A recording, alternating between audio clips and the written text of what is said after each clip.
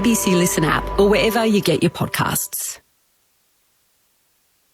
Dodging Armageddon. Roy, in Japan, I know you've set aside some valuable time to take your gaze away from the sport itself and the medals and the avalanche of Aussie gold to get cricket onto the Olympic agenda at last. The model I have is to have a gold medal for test match cricket. I think people would love that, but I think players these days will be able to rise to the challenge and play 2 or 3 test matches a day. Dodging Armageddon. Weekdays from 2:30pm and on the ABC Listen app.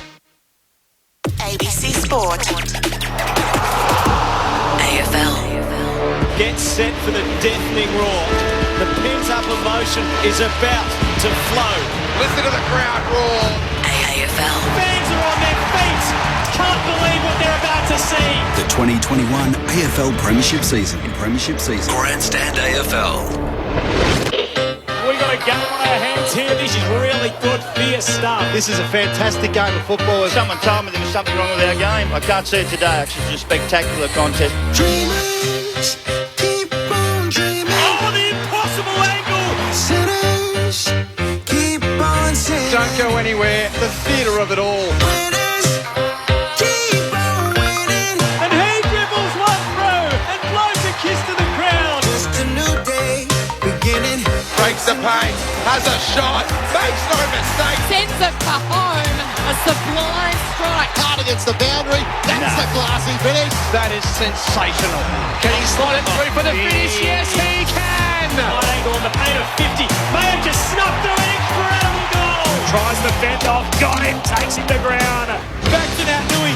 Second don't argue. Go to your best players. Go to your match winners. Plays on Mark down from behind. Holding the ball. Perfect tackle. It might be a game saver. Dreamers, keep on dreaming. Ricochets to Martin. You know the rest. The razzle dazzle has arrived. That is spectacular. It's a new day, new day, new day beginning. Oscar Burton kicks the goal. Welcome to the big time. Oh, great mark. Outside of the boot, Eddie. Oh, He has kicked it. Makes no mistake. Goes back. straightens up towards goal and brings it back superbly. Here's that familiar roar. Double fist salute to the crowd. They might have a new fan favourite. He'll snap, he'll go. A ripper from Gripper. Snaps off a single step and bends it through. Grandstand AFL. The 2021 AFL Premiership season. Dribbles it through and ends the game. On ABC Radio and on ABC Sport Digital. There's not a prison bar jumper in sight, but 2 states that are in lockdown means that this Friday night fixture between Port Adelaide and Collingwood, initially slated for the Adelaide Oval, is tonight in front of an empty house at Dockland Stadium as Travis Boak becomes the 94th man in VFL AFL history to hit the 300-game milestone. And in the process, in Port Adelaide's 25-year history in the AFL, he's played as many games as anyone else for the Port Adelaide Power. Corbin Middlemass in commentary alongside Kelly Underwood for your Friday night. Evening, Cal. Good evening, Corbin. It's a deserted Docklands once again, isn't it? Feels like a ghost town tonight. Driving in, the roof is closed. I had to fill in 3 QR codes just to get in, plus fill out a couple of forms. I've got the pink wristband on, and apart from the couple of security people, the first person I saw when I walked in was you guys in the commentary box, which never, ever, ever happens. So I counted the 6 giant TV screens on the way in, and they were all congratulating Travis Boak for his 300 games. Unfortunately, no one's here to see the big giant TV screens or Travis live, the Torquay surfer who should be celebrating in front of a full house at Adelaide Oval and his family and friends tonight. But it's not to be. We are lucky to be here, and hopefully we can bring Port Adelaide and Collingwood fans plenty of colour and excitement and entertainment, and an update on how Travis Boak goes in his wonderful milestone match. No late change for either team. The 2 medical subs, Sam Mays for Port Adelaide, and at 211 centimetres, Mason Cox is the medical sub for Collingwood. There have been changes made from the teams that they played last week. So Collingwood up against Carlton, they've made 4 changes. A couple on debut. Jack Ginnivan is going to make his debut, the 18-year-old who was the 13th pick in last year's rookie draft out of Bendigo. Good luck to him. And on the other side of the world, in his junior days, Anton Tohill, another Irishman at 21 years of age. He's the son of Anthony, who was on Melbourne's list back in the 90s, and a Gaelic football star from back home in Ireland. So good luck to him. In for the Collingwood team, along with McRae and Cox. While for Port Adelaide, the three men who always have their names hyphenated, it's Rosie, Butters and Dersma, who are back for Port Adelaide tonight. Our Friday night experts, as always, on Grandstand AFL. The man who's coached more games than anyone else in AFL, VFL history, Mick Malthouse. G'day, Mick. Corbin, how are you? And yes, on the verge of the Olympics. Yes. Did you get into the Olympics? I said to Ned yesterday, I said, look at the weather. It's going to be 12, raining, freezing cold. That's going to force us inside to watch the Olympics. What a shame. Who's going to light the flame tonight, Mick? Who does light the flame? Naomi Osaka is a big name. Well, that's right. Yep. That's right, yeah. How are you, Kel, anyway? How are you teaching? You teaching well? Yes. Got one 6-year-old. I've got Lingy's hairs on end, so I think he's been doing it as well. Mind you, Lingy, I've heard that you're kicking the football a lot better, so after lunch it's all kicking the football. All kicking the footy, lots of basketball. Nick, it is, I am so excited to be here. So am I, Lingy. So excited to be back here again tomorrow, Corb. Get me to as many games as footy as you possibly can. Is that getting away from the kids? You've never said that before, Lingy. Never, ever say that, of course. Lingy, we would have had the same reaction when the executive producer rings us during the week and says, can you do this game? Sure. Yep. I'll get there early and I'm happy to stay late. Can I do all 9 games, please? Got to say congratulations to Travis Boak. I remember that time when the Cats sent a raiding party across to South Australia to try and pinch him. No, it was Chris Scott, Joel Selwood and Jimmy Bartell. I think from memory I'd left the club by then. Port Adelaide were on their knees a bit at that stage. I think Tarp's in the stands, coach had just been sacked. It was doom and gloom, and he could have been quite within his rights to say, I want to go back to Torquay. Very, very close with his family, of course. I want to play for the Cats. Great. Instead, he stayed, and what an incredible player he's been for Port Adelaide. At his best, one of the very, very best in the competition, and still amazingly right there. Given the runner-up in the Brownlow, and brilliant leader, the captain they needed at that time, and a wonderful footballer. So congratulations to him. Absolutely outstanding. I will say about this side, to me, they've been one of the most disappointing sides in the competition. I honestly thought that they would be a contender, and the reason why I'm going to back them tonight, because Collingwood are below them and not in the 8, because they cannot beat a decent side. And I wonder how much impact it has been with Dersma and Rosie and Butters, young kids who just instill that much confidence, grunt, run, finishing power. Now, they've been in and out of the side, and clearly we've got a couple coming back tonight. Don't know what to expect. Playing at Collingwood, who are introducing some young kids. But I've got to say, this side have got to learn to stand up against the top sides, particularly blokes like Dixon and Marshall. They've got Motlop to me. Now, you know more about Motlop than me, but he's a failure against top sides. He picks and chooses, and so tonight we're going to get an indicator, but they've got to win tonight. They've got to win tonight on this supposedly neutral ground. Agreed. They found a way last week. Due to personnel, though, had to play a dour game last week against St Kilda. Tonight, Corbs, I'm expecting with those 3 names you mentioned, Butters, Rosie and Dersma back. If only they could get Robbie Gray back as well, because they're the 4 players who make this Port Adelaide team a completely different team. Excitement and flair and X factor. They got 3 of them tonight, so expecting a very different game style to last week. 3-time premiership player Cameron Ling alongside Mick Malthouse tonight on Grandstand AFL.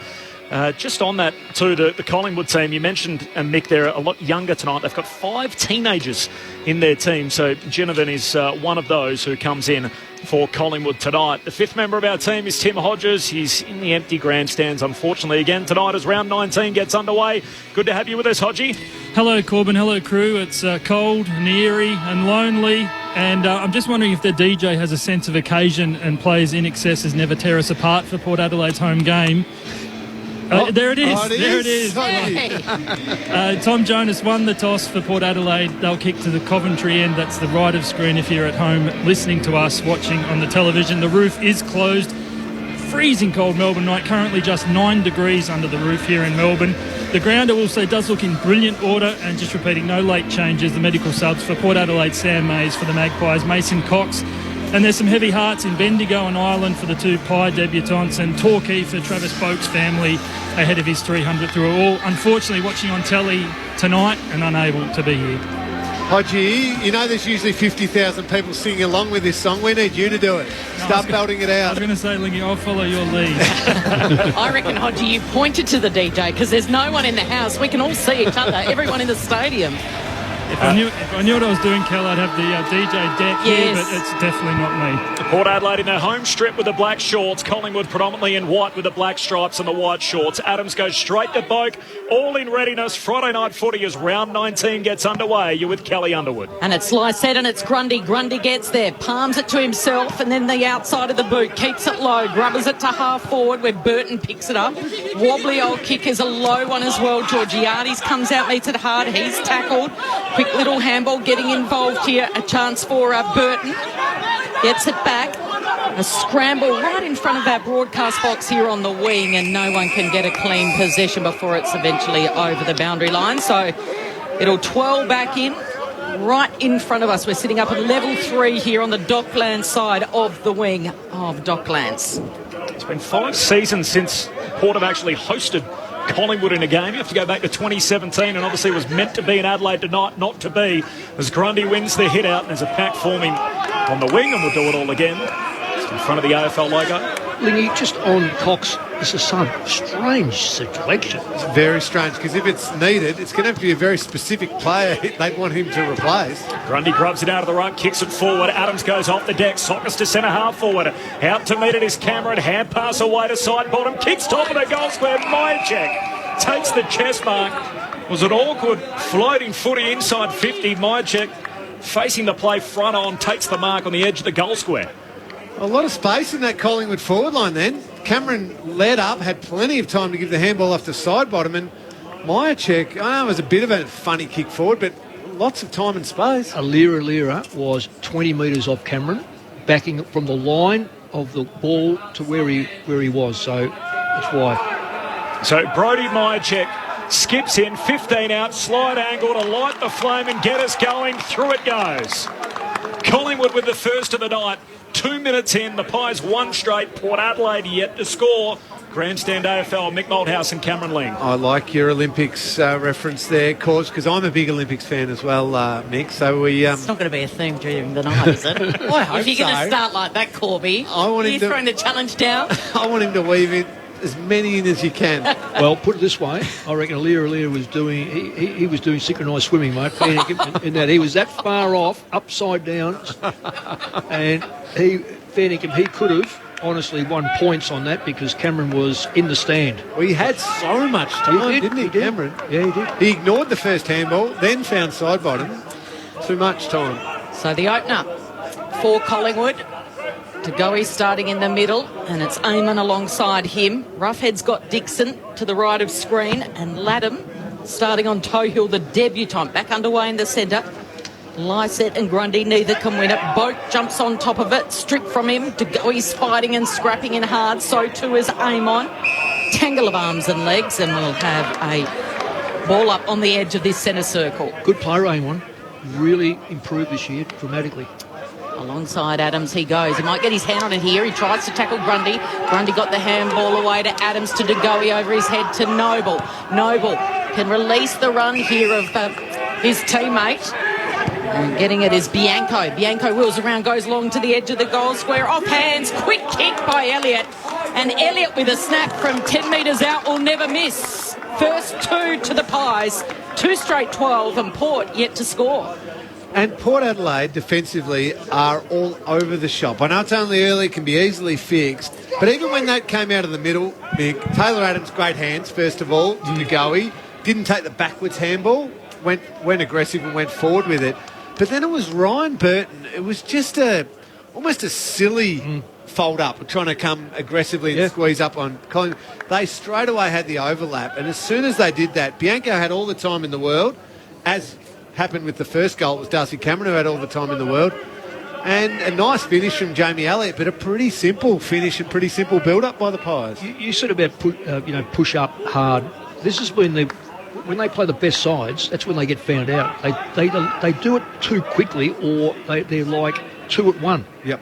They allow too much space. So first two for the Pies. Grandstand AFL, Mick Malthouse and Cameron Ling as Grundy palms it down. Some go forward again through Pendlebury. Drives his left footer deep. Mind check back for the flight. No mark. Jonas spoils. And Burton scoops it up for Port. Hand pass to centre half back for Amon. He kicks out to the city wing. Powell Pepper the target. Pitches in front of him. He runs onto it trying to break the tackle. He was legged. And he'll get the free kick as the tackle slipped from Maynard. So Powell Pepper can put Port inside the forward 50 to the Coventry end. Goes to Laddams and Georgiades deep. Murphy spoils for the Pies. Top of the defensive goal square. Noble backtracking to Madgen. He sees it over. A rush behind Port Adelaide's first score of the night, 5 minutes in. Collingwood with the jump. They're two straight. Port Adelaide that behind. Amon's kick there was brilliant. It cleared two lines and put pressure straight onto Collingwood's defence. Madgen's kick in from the defensive square put a bit of pressure on Crisp, but he was up to the task. He marks, he goes short to Quaynor. Quaynor then goes long and he's looking for out there Maynard, a 50-50 ball. Bergman comes in and spoils it. Poulter able to jump on it, quick hands, and they've got control again, Collingwood, through Maynard, who accepts the handball from Madgen. His kick puts Quaynor under pressure. Handballs over the top to Adams, was clever. To side bottom, couldn't quite find him. Coming in was Butters. Butters spills it all the way back to Clury, who goes high into the pocket, but it's all Collingwood there, and it was Houston rather, and stealing it is Rosie. So Rosie has picked his pocket and stolen it as the Pies were trying to clear it out of the last line of defence, and he'll go back and have his first shot, one of their three inclusions tonight for Port Adelaide. Good forward line pressure by Port Adelaide. I couldn't see who the Port Adelaide player it was. He was diving across the leg of the Collingwood defender, and that forced the quick kick, and Rosie just read it beautifully. Great pressure. This young Irishman that kicked that, wasn't it, I think? Yeah. Tohill. So Tohill on the was the one that gave it to Rosie, and Rosie with a nervous, edgy start, he misses that from only about 15 metres out on a 45-degree angle. Should be relieved of that, Mick. Not a good way to start. It's not a good way to start when you don't really know what you're doing with the footy. On the kick out, Maynard out towards half-back, and the Pies work it out through congestion. Pendlebury to Goley, and then Noble. He kicks down the boundary line, and one bounce out of play in front of the bench. Tim Hodges is on the boundary. Just watching Mason Cox, Mick, you've spent a bit of time down on the bench here at the Docklands. The back seat, you don't have a lot of leg room. He's 211 centimetres. It's like he's stuck in the back seat of a Cortina. He's already been up and walking around the boundary. He doesn't like sitting there with his legs cramped up. He's broken early touch from the boundary throw-in. Hand pass to Drew, to Amon, away to Wines. Kicks inside 50. Laddams down there trying to outbody Tohill. Outnumbered. Collingwood work it out as Madgen goes short to Poulter. And he marks at half-back for Collingwood. Pies by 10 points, 7 minutes in. Well, it's good to see Tohill correct himself then from that first kick to get the second touch, and it was a significant touch. Beat his man. So Poulter on the left goes long down the line. City side wing, setting himself there was Henry. Couldn't take the mark. He kicked a couple in the opening term last week. A little toe poke from Adams. They win a few metres, but swooping on it is Darcy Byrne. Handball to Wines through the centre of the ground they go. Here's a 300-gamer in Boak to Lysette. Almost a hospital handball for Lysette. He got there, but his handball now is into space. Rosie takes off after it. He goes to ground. Noble takes on the tackler. And he has been... Oh, he's pinged him? Oh, he's run straight into Laddams. And Laddams racked him up, and the umpire said that's holding the ball against Noble. With a big bear hug straight away. No chance of getting rid of it. I can't comprehend how that's holding the ball. Only if the Collingwood player come over and held it as well. Laddams spears it inside 50, getting down there. Chance for Tohill, he fumbles it. Madgen has to do all the hard work. Last line of defence, handballs to Roughhead. Roughhead just hacks it out of there, and Alier launches himself and takes a mark right on 50. Just skirting the perimeter to Bonner. He's been impressive in the air, Alier. Bonner's just going to poke it up into space, and he's asking Charlie to fly. Dixon did exactly that, got his hands to it, couldn't wrap up the mark. Quick handball off to Boak. Boak with a fresh airy because of all the pressure being applied by the Pies, and they've got it again. Madgen to Roughhead, last line of defence, Maynard. The kick comes very wide, and Henry trying to take the mark. He spills it out of play. And a boundary throw in half forward for Port Adelaide. And that's when Alier's better, isn't he, Mick? He took that mark before, but even that one then, defend first. Yep. Right up on his opponent. Don't let the outlet kick spoil it over the boundary line. Choose the time to read the play and take the intercept marks. Half forward for the power boundary throw in. Lycett wins the tap. It's back out of play. Coming off the hands of Drew. So even here, he's taking a line between where the pack is and the goals. His man's now working to him, but Cameron beforehand stayed 20 metres off him and he had to drag himself away from that. No late change. Sam Mays and Mason Cox, the two subs tonight for the boundary throw in. Lycett again wins it down. Adams and Wines compete for it close to the boundary line. De Goey steals it from all of them. Hand pass to McRae. Comes back eventually to De Goey. Now they've lost it in close. Lycett extracts it, hands it away to the milestone man. Boat kicks to the top of their goal square. Marshall wrestles. Ball pitches, runs away from him. In the forward pocket, Woodcock's hand pass is a turnover. And Murphy to Crisp, and now away to Noble off half-back for Collingwood. Noble, though, has kicked it over the top of his teammates' head. Henry and Alias there. He needs Darcy Byrne to come in and offer a little bit of help, and Byrne-Jones does. Darcy Byrne-Jones, All-Australian player from last year across half-back. Looks like Ollie Henry's going to try and take the Alier role, trying to drag him away right now, and then each time the ball comes in, he's going to try and be there to make sure that Alier doesn't take the intercept mark. So boundary throw in, run in front of Port Adelaide's bench. A hurried kick inside 50 here. Chance for the Pies. Play on advantage, and Collingwood's got it through. Oliver Henry, he kept it low. He tried to wobble it through and it missed to the left-hand side. So 2-1-13 Collingwood, just two behinds for Port Adelaide. We've gone nearly 11 minutes of play in this opening term. And that was almost perfect from Ollie Henry. If you're going to play that role, find a way to kick a goal on him early, make him defend better. Houston marks the kick out at half-back, goes long down the wing, but Collingwood win it back. Rough head to Pendlebury. His hand pass knocked out of play by Wines. Boundary throw-in just forward of halfway for Port. That's that Dixon mark. He's got to take those wingy like he's in perfect position. He's got his hands above anyone else's hands. They're going to be clunked because when it hits the ground, he's right out of the play. It just feels like it's one every 4 weeks he takes those types of marks and looks like he's going to mark everything. The other ones, too many of them just end up on the ground. Collingwood from the stoppage. Pendlebury hooks the kick down the wing. Here's Ginnivan on debut. He's knocked off it. And Laddams for Port. Hand pass away to Drew. To Amon. Goes back to Jonas. Hurried kick to half forward. In the end, Woodcock did well to bring it to ground. To a Laddams advantage. Still with Port Adelaide. Pal Pepper by hand to Woodcock. He can kick from 70 out inside the forward 50. Marshall got an arm across the throat and he'll get a free kick. And Todd Marshall will get it 25 out just right of centre. The chance to try and kick Port's first of the night. Was it the young Irishman again? I've got a funny feeling it was. It's just a lack of probably understanding Australian rules football at this stage. You know, it's sad, but it's the second mistake he's made out of 3 attempts. He'll only get better, and I'm rapt that Collingwood have played him. But that was clumsy, that. It was. Even in the Irish game, that'd be a 3. To cash in on the gift, Marshall punches it through and Port get the steadier. After conceding the first 2, they're on the board. 13 minutes in. Port Adelaide 1-2-8, Collingwood 2-1-13.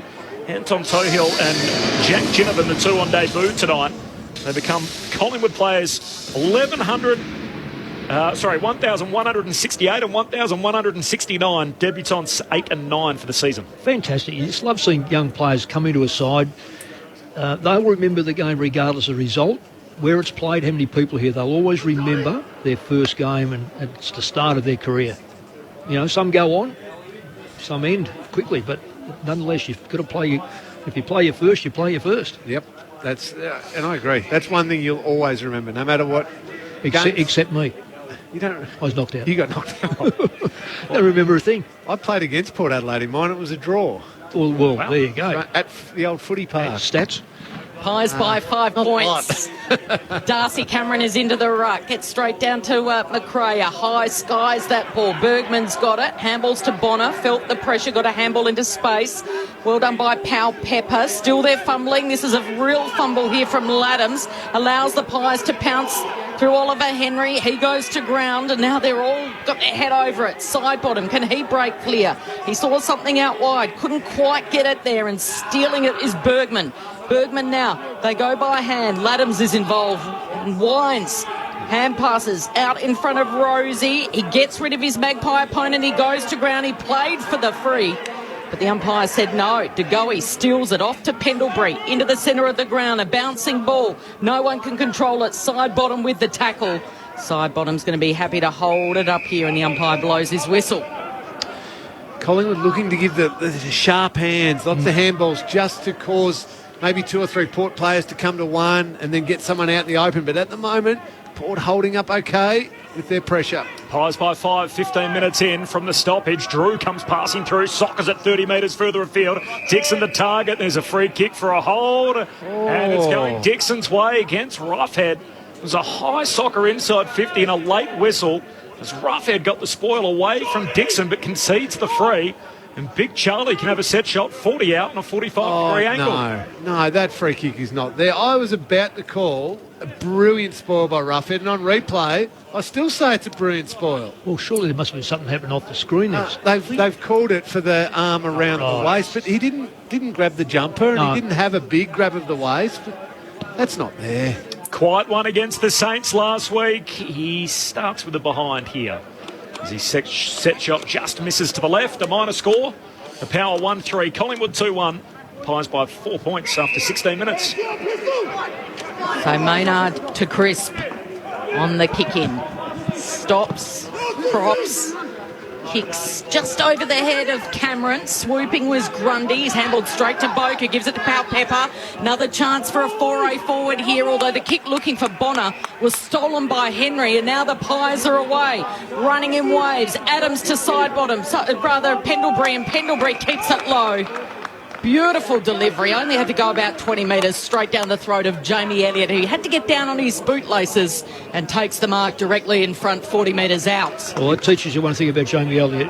When he stops props, you don't keep going back because you know that he's going to lead straight at the football, and he's left his man by 15, 18 metres perhaps. So Jamie Elliott for his second at the 16-minute mark of this opening term to extend their lead back out to 10 points.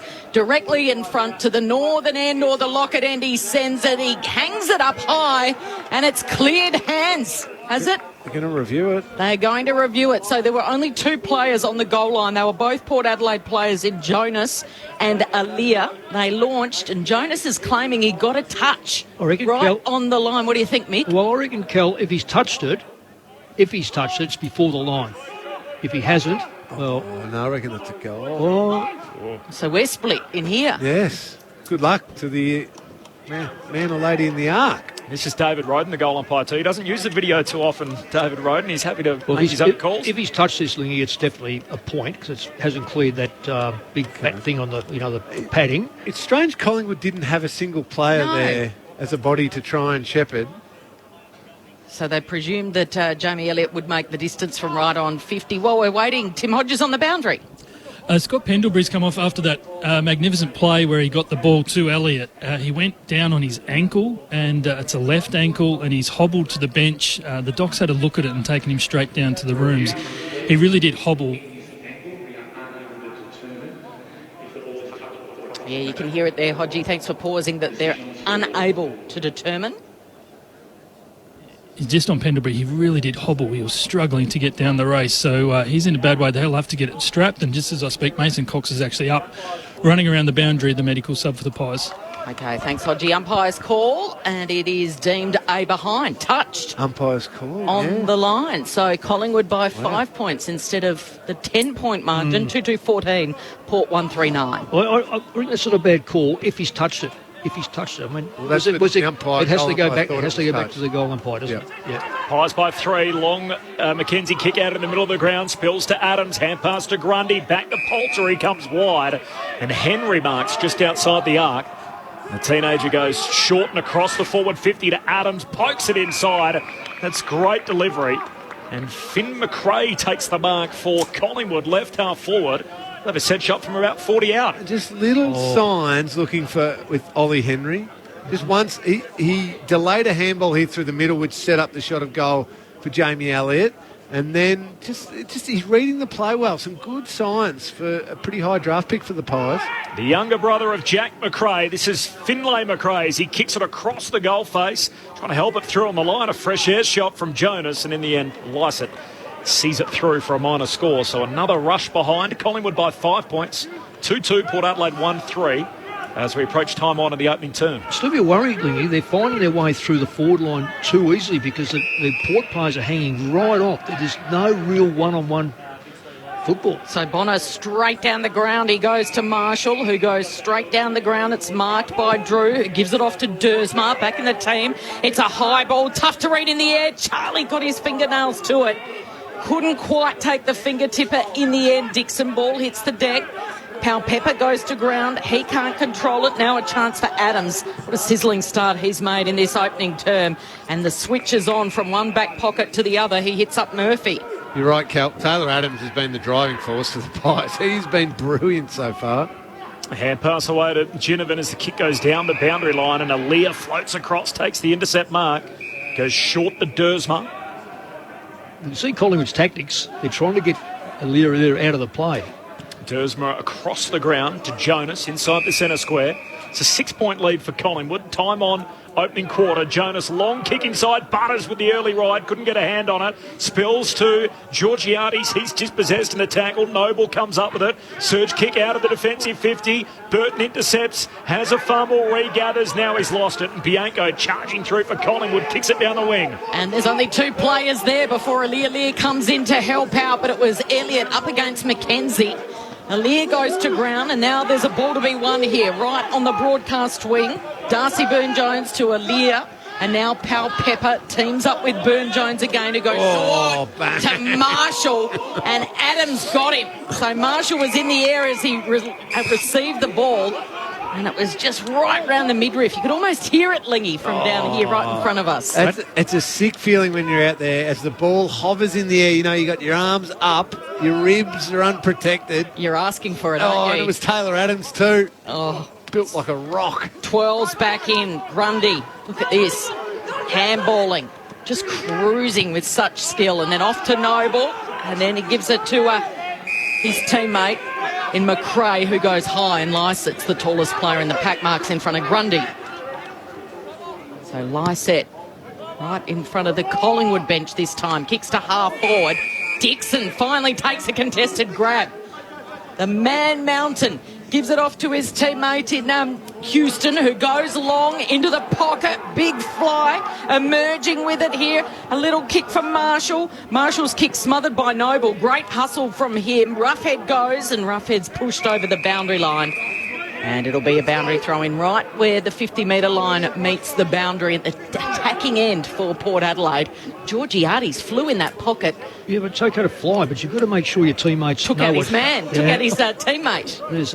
There's a lot of disconnect with their forward line at the moment. Pies by a goal, time on opening term. Lysett gets rid of Grundy, wins it at half forward. Hand pass to Amon, shakes his way around Noble, snaps on the run. Carl Amon, what a superb individual goal.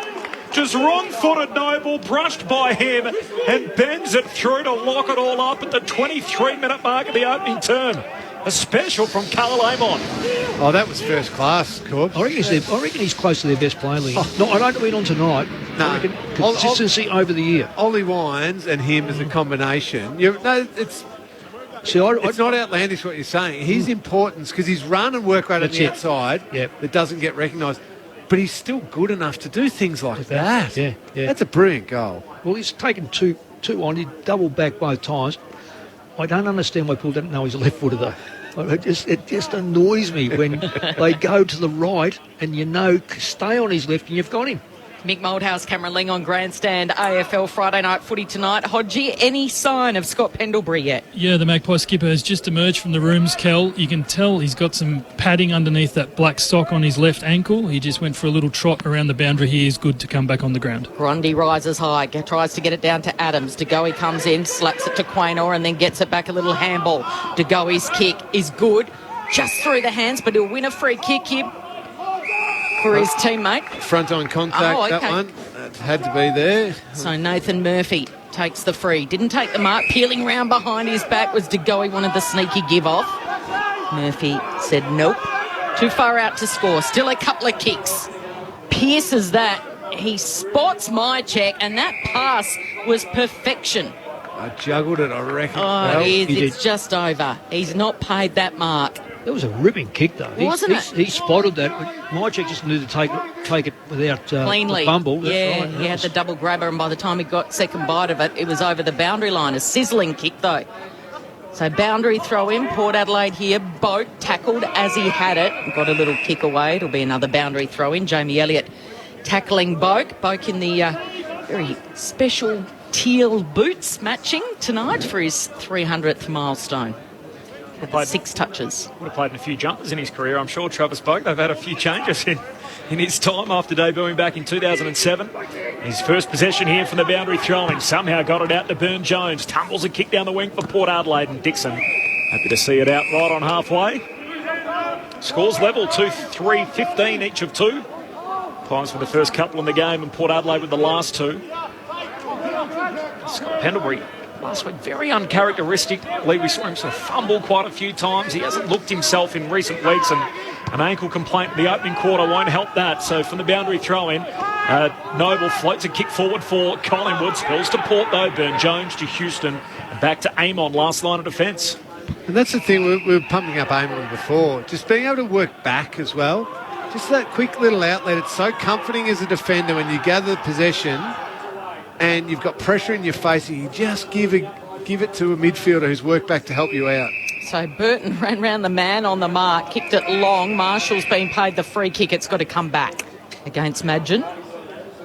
Todd Marshall is a long way from home. Takes off, draws the man on the mark, gives it off to Bonner. Usually lethal on that left in the Dixon direction. He's presenting hard. Good spoil from behind by Roughhead. Dersma with a burst of speed puts it on his left. Might favour Lyset. Here it's a loose ball right in the goal square, and Rusco. Outstanding John Noble there. Happy to get back. It was Noble that got right in front of the Port Adelaide player there. Yeah, in front of Lyset. Yep. Had the massive size advantage compared to John Noble, and great spoil. Roscoe takes the kick out to Madgen in the back pocket. Speaking of Olympics theme, his sister Tess, part of the Opals squad for the Olympic Games coming up. The Aussie women's basketball team, long kick down the boundary line. Spills to Murphy, he's locked up, taken to ground, and we'll have a ball up on the wing. There's a couple of AFL players that have got siblings in the Opals squad. Mark Blitzarf's sister Sarah named as the replacement this week for Liz Cambay, so she'll be part of the Opals squad too. Great news. Port by 1, approaching quarter time from the stoppage. Adams tumbles a kick forward. McKenzie claiming the mark. It hit the turf. Got it on the half volley, said the umpire. And a ball up on the wing, tackled by Murphy. So right on halfway. Port by 1, their first lead of the night, 27 minutes into the opening term. Darcy reaches up over the top of Lyset, and then on the ground, Noble tackles Wines fiercely. Collingwood emerge with the footy. Rusco, good spotting up. Hits up Crisp on the edge of the centre square. So 2.5 minutes to play. Port Adelaide by a point, but Collingwood sending it into attack. So that comes wide to Noble and then short to Adams. Continues to rack up the possessions, and that's his most disappointing one so far for the game. He's kicked it straight down the throat of the Port Adelaide player Woodcock, who kicks it straight to Collingwood, and Crisp. So a couple of intercepts. Now Crisp with the risky kick into the middle, trying to open it up here. Bianco marks.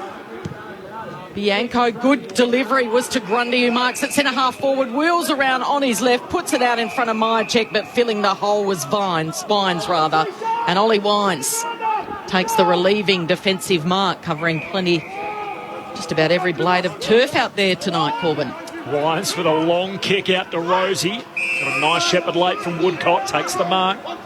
And he wants to take on the man on the mark. Runs straight around Rusco in front of the interchange. Hand pass forward away to Amon. Not a good handball. Invites Roughhead in. Skidding through Noble. Got it back to Roughhead. Collingwood win possession to Crisp. Away to Adams. Still across the half-back line. Back to side bottom. And he retreats to Madgen. Collingwood can reload. He goes all the way back to Anton Tohill, the Irishman on debut. To Poulter, who marks still in the back pocket for Collingwood. Port by 1. Collingwood have led the majority of the opening term to Genovan, who marks against the boundary line. Long kick down the wing. Grundy met front on. You've got a push from Alier, and Grundy will take it right on the city wing for Collingwood. Latter stages here of the opening term. Just a hot minute left in the quarter. Port Adelaide by a point. And Leara's checking a few things out too. So, yep. So hunched over. I think he might have got a knee in a very sensitive area, Mick. Yes. Just checking. Yep. All right, here go the Pies. Right on 50, rising high. There was Myercheck. Waiting at the back is Ginnivan, the debutant. He's won a free kick for a high. Is he within range? He does the unselfish thing in his first game and he centres the kick to the superstar De Goey. And De Goey from directly in front is going to have a kick at goal. We've got 30 seconds left on the clock before quarter time. Port by 1. And De Goey might just have the last say in this first term. Well, it's another disappointing backline strategy, if it is a strategy in the back for Port, because they were all over the shop. That could have gone to 2 Collingwood players right in the middle of the ground, 45 metres out. Instead, it was De Goey that said, I'll have it. He put his hand up. He gobbled up the mark. Can he finish it off to give them a real bit of momentum just before quarter time? You bet he can. And the siren sounds. And the Pies have come to play. They're taking the fight right up to Port Adelaide. The Power with plenty at stake, playing for a spot in the top 4 as we close in on the end of the home and away season. It's Collingwood by 5 points at the first break. 3-3-21, Port Adelaide 2-4-16. The goal kickers, Myercheck, Elliott and De Goey. And for Port Adelaide, yet to find their real rhythm or timing so far, it's Marshall and Amon. The thoughts of Mick Moldhouse and Cameron Ling coming up on ABC Radio, ABC News Radio and ABC Sport Digital. It's the Pies by 5 points at quarter time. This is Grandstand AFL. In winter, mutton birds are flying to America like we can't. But we can snuggle in for a winter binge with Spicks and Specs on ABC iView. You're right, Miss. Yes, I'm right. No, I'm just excited. Or Wakefield, or Love on the Spectrum, or Fisk, or Superwog. I have way more where that came from. Don't be surprised by all the jaw-dropping comedy, eye-popping drama, and mind-blowing television. There's more? There's more. Yes. Stream for free now on ABC iView. For the latest sports results and stories from around the globe and at home, check out ABC Sport on our social pages. Just search ABC Sport wherever you scroll. The 2021 AFL Premiership season on ABC Radio and on ABC Sport Digital. Out to meet it is Cameron. Hand pass away to side bottom. Kicks top of the goal square. Myercheck takes the chest mark. So Brody Myercheck skips in, 15 out, slide angle to light the flame and get us going. Through it goes. Yanko wheels around, goes long to the edge of the goal square. Off hands, quick kick by Elliott. And Elliott with a snap from 10 metres out will never miss. First 2 to the Pies. Al Pepper by hand to Woodcock. He can kick from 70 out inside the forward 50. Marshall got an arm across the throat and he'll get a free kick. The chance to try and kick Port's first of the night. To cash in on the gift, Marshall punches it through at Port. Get the steadier. Lycett gets rid of Grundy, wins it at half forward. Hand pass to Amon. Shakes his way around Noble. Snaps on the run. Carl Amon, what a superb individual goal. Just wrong-footed Noble, brushed by him. A special from Carl Amon. He does the unselfish thing in his first game and he centres the kick to the superstar De Goey. Can he finish it off to give them a real bit of momentum just before quarter time? You bet he can. And the siren sounds. And the Pies have come to play. They're taking the fight right up to Port Adelaide. The 2021 AFL Premiership season on ABC Radio and on ABC Sport Digital. As you heard right on the quarter-time siren, the Pies by 5, 2 lead changes in the opening quarter. The last 7 games in the season, by the way, the team leading at quarter-time is no wins, 1 draw and 6 losses, which is very unusual. Usually the team in front, Cal, at quarter-time goes on to win about 65-70% of the time. Anyone would think that you've been in lockdown with nothing to do for the last 7 days. That is a classic, isn't it? Lockdown top statistic to pull out. I love it. Tim Hodges is on the boundary before we get to our experts. Hodgie, any news? Yeah, this is big news. Scott Pendlebury had 1 kick of the footy with that strapping on his ankle, and I think that was enough to convince him to tell the club that he wasn't right. And this enormous gamble that Mick made a mention of before the game, that Mason Cox, as the medical sub, 211-centimetre giant, is now into the game at quarter time. Into the middle, Hodgie? Not a like for like. So this will really test whether they push him deep or whatever. But this is massive that Pendlebury is out of this game and Mason Cox is in, so huge news for the Pies. And it just highlights just a most bizarre decision to have him as the sub. I saw the great Sir Swamp Thing on Twitter said that Mason Cox is the tallest sub ever, and that includes back in the old green vest sub days. I thought you were going to play goalpost, yeah? No, by 8 centimetres. And there's no flexibility when you've got a sub like that. He has to play ruck or he has to play forward. And you've got Cameron, and you've got Mychek, and you've got Grundy. Brody Grundy. And you've got Elliott, technically is a marking player. Yeah. So it is really bizarre. Now, the only thing I can think of, how many players they got. I can't remember their 4 emergencies, but surely one of those blokes must have been a medium to small. Must have been. Somebody with flexibility, absolutely. Well, and it doesn't matter if it's a kid. Sire. Yep. Yeah, great. Well, guess what? Max Lynch and Tom Wilson. Don't say no more. Sire, guess what? Where does he play? He doesn't play ruck. He doesn't play key forward. He plays in the middle. Now, at least with another player that can play in the middle, you can spread your middle players if someone goes down. And interestingly, the way Collingwood played in that first quarter, which was effective, they were high possession. They were flicking the ball around. Lots of chains of handballs where at times Port Adelaide did get drawn to them and they got someone out, and they actually looked really dangerous when they went forward with the footy, the Pies. Possession rate was 113 disposals to 89, so a heap more than Port Adelaide. So tactically, they've obviously gone in like that. You just wonder now if Mason Cox, with whatever role he'll play, that they can't stick to a way of playing that's actually worked pretty well in the first quarter. They can't be as high possession. They've got to get it in longer and deeper. All I can think they can do, Lingy, is Cox, Grundy and Cameron must rotate through the bench. Yes. And he then, that means that they do go one mid short, but you have to then engage a DeGoey or an Elliott through the middle. So the Pies just broke from their huddle. Mason Cox got down and did 3 quick push-ups and he's charged to the goal square. So he'll start at full forward, Grundy in the ruck and Darcy Cameron on the bench. Well, he's no dud. I mean, he's not a dud. But I reckon the goalpost moves a bit quicker than him. Mick Moldhouse on Grandstand AFL. Scott Pendlebury, I mentioned he did look a bit off last week. Very uncharacteristic, very fumbly in the game against Carlton, but unrelated to that, he hurt his ankle tonight in the tackle in the middle of the ground, and as a result subbed out with an ankle injury.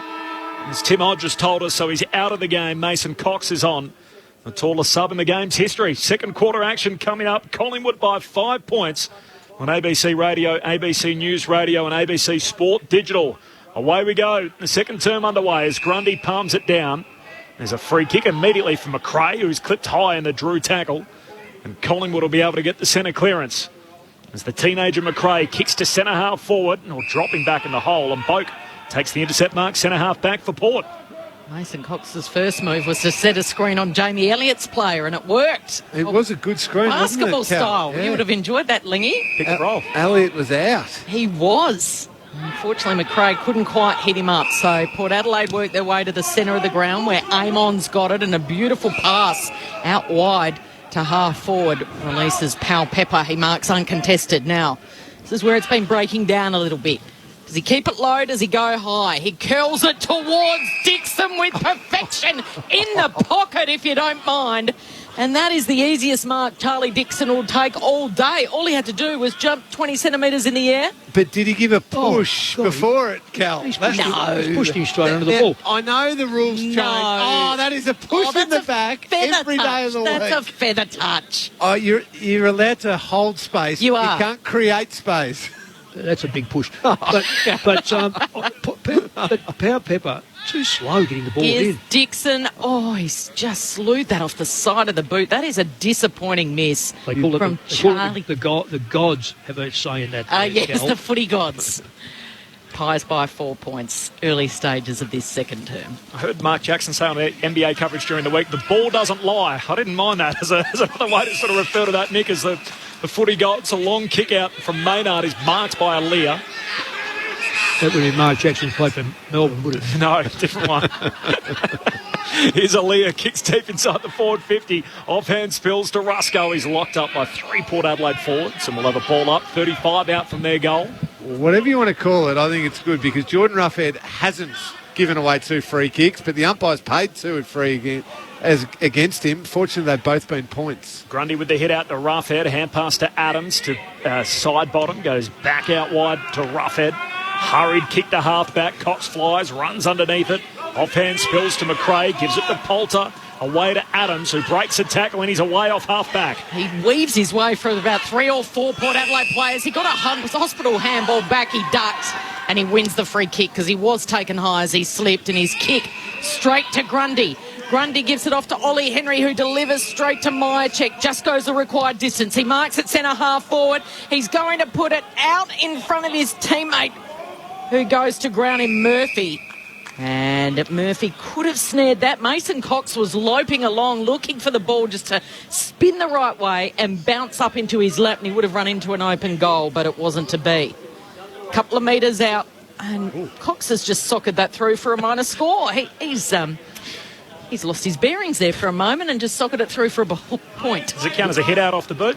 It doesn't take much to work out why Port are getting beaten by the best sides. It's like a sardine can in the middle of the ground. Yeah. Collingwood have opened them up time and time again through the corridor. Yep, absolutely. 5-point lead for the Pies. They're going straight down the pipe again, Port Adelaide. The Cannon McKenzie, long kick in the middle. I think Zach Butters is going to get a free off the ball. When I looked up, Lingy, he was down on his knees and he's going to get it. The side bottom comes to stand the mark. So Butters right on halfway. He runs at the man on the mark. Lays off a hand pass to Burn-Jones. Long kick deep inside 50. In from the side of the pack. Maynard can't take the intercept mark. Laddams at ground level. Hand pass a turnover. Adams goes back to Rusco in defensive 50 for Collingwood and comes out wide to Bianco. Marks at half back. Adams possession number 15 it was. And Bianco's able to hit up Poulter, who's got it across half back still. And he's just racked with uncertainty. He goes short to Rusco's, kicked it straight to Port Adelaide. Port Adelaide player Xavier Dersma didn't need to do much. He marks uncontested. Handballs off to Bonner. Bonner to Lysette. Lysette 70 metres out. Pepper calls for it. He receives the handball and then delivers towards Dixon. It was a little bit too high. Quaynor and Pepper now come in and they fight and scrap and eventually see it over the boundary line. So a boundary throw in 25 metres around from Port Adelaide's goal. Dixon's always the target. He's yet to really snaffle a big mark so far tonight. 5-point lead for the Pies. Boundary throwing. Laddams and Grundy. Grundy wins the tap back into the corridor. Collingwood come up with it. McRae to Adams. He's tackled by Amon. Lost it. Tohill takes on the tackler. He was taken high. Advantage applied. So the Pies out through half-back. Maynard to Henry. Went one-handed. Couldn't mark. Burton picks it off. Gives it to Burn-Jones. His kick smothered. Still half forward here for the Power. Eventually Rosie collects. Sends a hand pass back to Amon. Feints to get his way around Maynard. Puts it back inside 50 and turns it over. Crisp with the intercept mark for Collingwood. So we've gone goalless. Opening 5 minutes of this second term. Collingwood looking to set something up. Grundy marks, gives it off to Maynard. Maynard towards Cox. He flew, waiting for it at the bottom was Elliott. Elliott gives it to side bottom and it's beautiful to Myercheck, directly in front, 45 metres out. The kick didn't initially go to steal side bottom. He ended up linking up with the Cox-Elliott combination at half forward. But I watched side bottom from about 30 metres out from Port Adelaide's goal, all the way down to that contest half forward. No one paid him a moment's attention. I know, it's a real worry for Port. This is a good forerunner to them playing better, when I say better sides, top sides, because they're getting chewed up here. Looking for his second so far. He steps just off to the right to give it a little bit more oomph. And as a result, he's curled it through to the left. So hooking it at the last moment. And it's the Pies by 6 points, 3-5-23. Port 2-5-17 after the first 6.5 minutes in this second quarter. With the ball, Lingy, coming through the corridor the way it is, they're very lucky, Port, that they're not 3 or 4 down. They've really been done over, I reckon, through that middle part of the ground. Bonner straight down the middle. DeGoey had it, lost it, dragged the ground. Collingwood extracted out the back, side bottom to Tohill. Hand pass away to Quaynor, right on halfway. Kicks to half forward. Myercheck juggled effort, he's got it. And Brodie Myercheck marks left half forward for Collingwood. The boundary line about 10 away on his left-hand side. He'll kick from 50 out.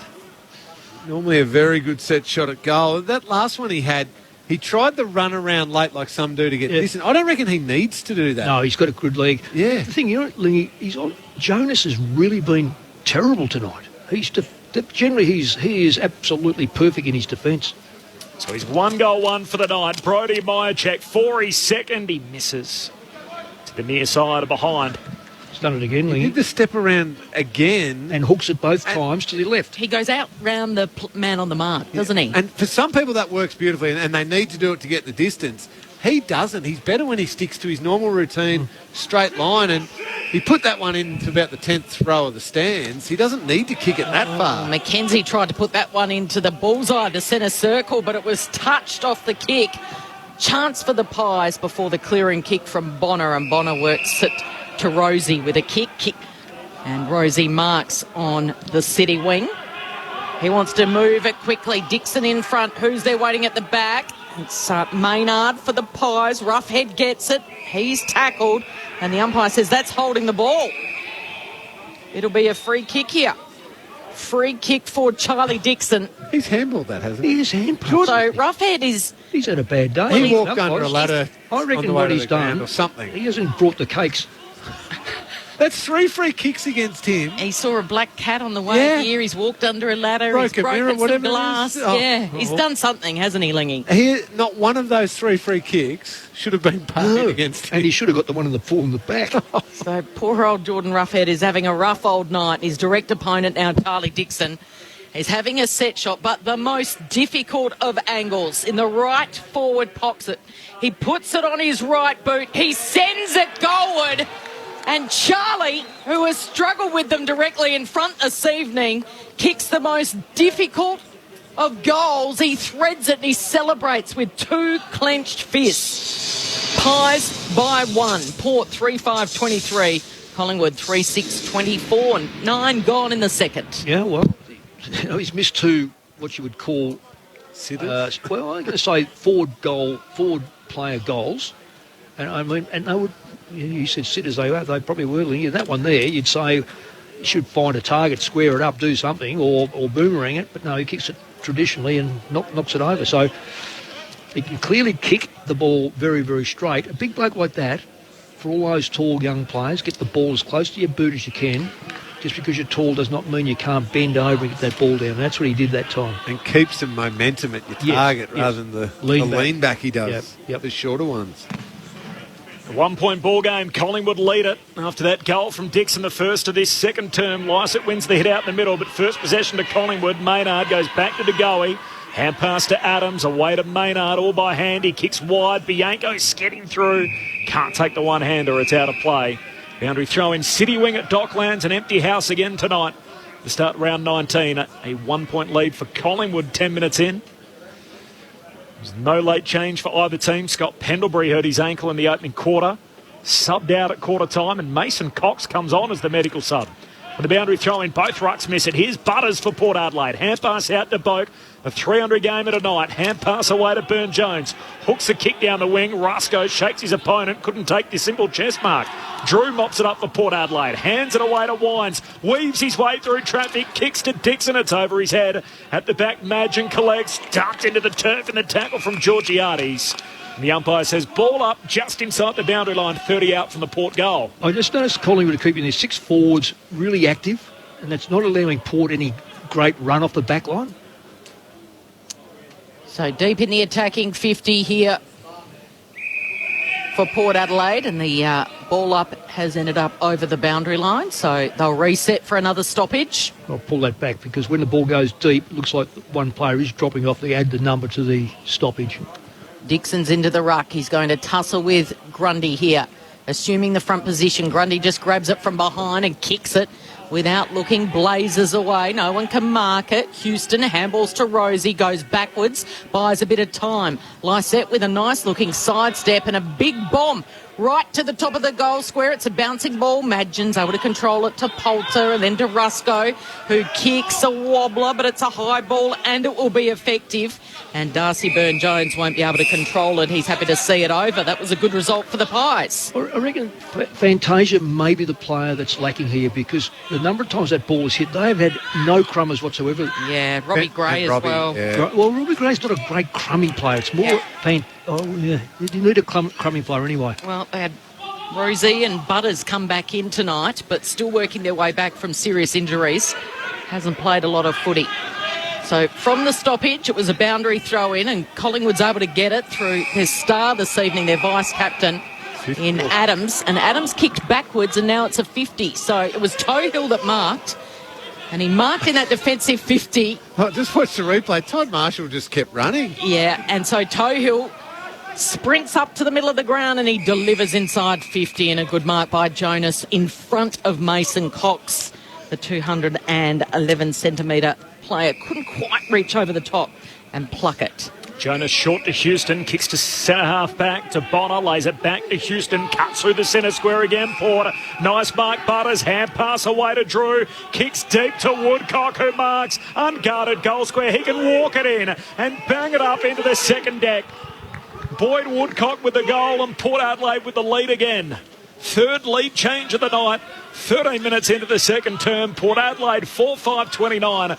Collingwood 3-6-24. A 5-point lead for the Power. Mick Malthouse, Cameron Ling. Mick, a couple of times now, Port Adelaide have used a really effective handball where the mark's been taken, the man on the mark has to be stationary, called to stand, and they've had a guy running from behind at speed, but the bloke with the ball has also ran at the man on the mark, got really close to him, and then given the handball, which means the man on the mark is no chance of stopping the runner. And what it's leading to is then the runner who receives the handball ending up with another 10 metres beyond, and it's really opening up the game for Port Adelaide. It's a clever tactic. And also who they're giving the ball to. Very, very good disposers of the footy. Bonner in that time, I think it was, and they've got some really good players who can kick the football. But that's the first time they've actually opened Collingwood up through the middle, I reckon. Yep. So it's Port by 5 points. Laddam's into the ruck, doing some good work. Powell Pepper just tried to flick it down to Drew. It's stolen by the Pies. Grundy with his head over it. He's tackled by Bergman. That goes to ground and legged. It'll be a free kick to Port Adelaide. It's going to come back to Dan Houston, who's got it just on the edge of the circle. Happy to give the handball off to the running player in Burton, who delivers long and strong. And Dixon flew out like a steam train, but he skittled the pack. He couldn't take the mark, and now it's Collingwood with a hurried kick. They're able to mark it across this half-back zone, where still Sidebottom's got it. And he's deliberating. He does not look forward. He wants to go back before he wheels around and eventually gives it to Bianco. Doesn't go the required distance. Play on, says the umpire. Bianco towards Grundy. Closing late. Doing well there was Laddams. He chopped it off. Here's a chance they can torch them on the turnover. Drew's kick inside 50 was disappointing. And Collingwood, although the Rusco was chopped it off, and a quick little turnover again. And on the end of it is Butters. So that was disappointing. Rusco was able to pick it off. That kick inside 50, but his kick was smothered, and in a quick turn of events, it's Butters that's on the end of it. Yeah, it was poor execution from Rusco. I mean, the kick in from Drew initially was a bad one. Rusco read it well, and then just a nothing kick, and Marshall got the hands on it and sets up this shot at goal. So this for 3 goals in a row. Zach Butters, 45-degree angle. Distance won't be a problem. He's played about 2.5 quarters of footy since round 4. Does that make a difference? Yes, it does. He's a little rusty, Zach Butters. He's got nothing out of Georgiades. Has not even. I don't wonder whether he knows what brand the footy is. Well, it was a breakout game on this ground last week against the Saints. He kicked 4 straight, Mick. Here's Maynard from the kick out, turns it over. Rosie takes the intercept mark, attacking edge of the centre square, hands it to Houston. Power going deep back inside, but straight to Crisp. Takes the intercept mark for Collingwood, top of the defensive goal square. Power by a goal. Crisp out wide, and Noble takes the mark. The three men whose names are always hyphenated, the three picks from 2019 in Rosie, Dersmer and Butters, all look like they've been banged up. They've all got their right knee strapped in tonight for their first game in a couple of weeks, and now there's going to be 50 here. Yeah, this is against Laddams on Grundy, about 40 metres away from where Taylor Adams originally had the footy. So it's been paid 50. They've struggled for a forward entry in some time, Collingwood. They get a gift here as Adams punches it short, wanted side bottom. Spoil comes from Rosie down into the lap of Woodcock. He goes back to Jonas, hands it away to Laddams. Pokes his pass down the wing. Pepper the target, can't complete the mark. Spills to Rosie, hand pass to Dersmer. Now in plenty of space. Has it bounced 70 out. Kicks deep to Butters and a one-on-one. Spoil comes from Madgen, finds the safety of the boundary line. And a throw in forward pocket for the Power. 6-point lead for Port. We're 17 minutes into the second term. Yeah, bad choice. Had two players. Who did he kick to? If you're going to kick it in the air, you kick it to Dixon. If you kick it low, you kick it to the shorter player. What he did, he kicked it to the shorter player in the air. So it was always going to be spoiled. They're lifting though, Rosie, Dersmer and Butters, the fire starters, they call them, for Port Adelaide. And they've got it at the top of the goal square. There's a scramble at ground level. Maynard quickly, crisp rather it was. Now it works its way to Adams. Adams with the relieving kick out of the defensive 50. Mycheck was in front position, but Laddams swats it away and spoils it over the boundary line. So another boundary throw in here. Half forward for Port Adelaide, doing all the attacking in this second term. They lead it by 6 points after they trailed by 5 at quarter time. It's Collingwood just needing more help around the ball. It's Taylor Adams or nothing a little bit at the moment, and that's where Pendlebury's being missed. So free kick was paid here. Was Laddams in the ruck, I think it might have been, but Rosie's got it, play on advantage. Wasn't much of an advantage. Here's a chance for Georgiades. Just got it on the perimeter. Marshall to Darcy Burns-Jones, who gives it off to Houston, who goes long and offline. For all the dominance, it's not it's 14-6 inside 50. It's not a great scoreline. So Port by 7. 19 played in the second term. Trying to measure the kick out. Nice kick. Finds Quaynor. Takes the mark. It's Maynard. The kick out duties. Quaynor moves it quickly down the wing. Pepper a hand on it. Spills to Bonner. Port back in possession and back up over halfway. He's Georgiades who marks. Forward at the wing.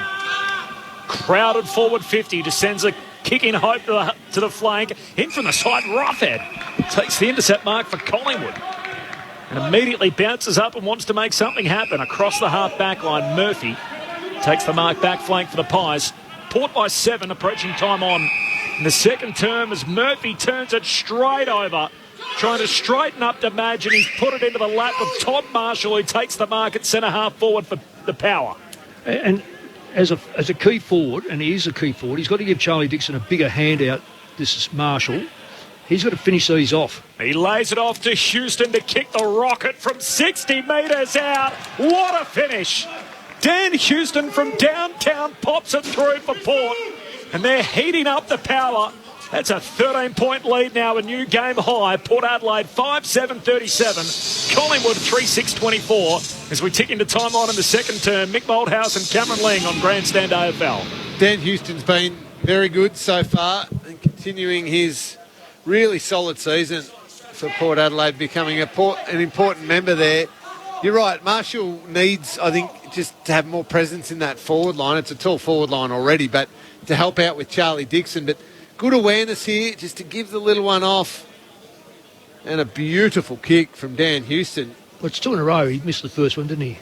He had a shot on just recent. I think it was the last score was a point. I think that's just outside the centre square. He's nailed that one. That's a nice kick. So Collingwood with the first 2 of the night. They led by 12. That was their biggest lead. Pendlebury out with an ankle injury. The subs on in Mason Cox. And now the Pies trail by 13 points. Port Adelaide kicking all 3 goals in this second term. They're going to take it out of the centre as well. Breaking for them is Darcy Burns-Jones. Kicks towards Laddams, but it was punched away by Tohill.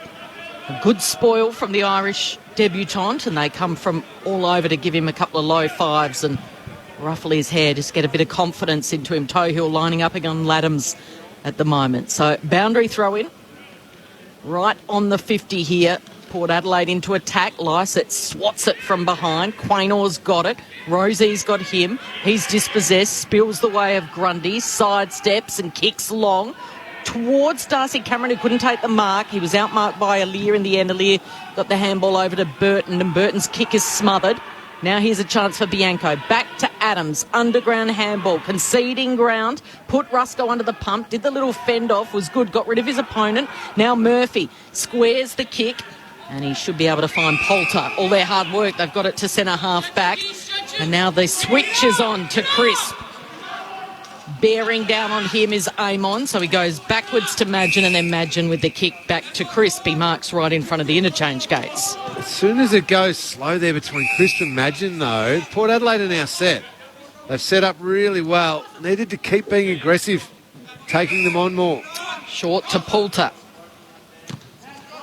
The 18-year-old from Ardrossan on the York Peninsula goes long. It's punched away from the pack.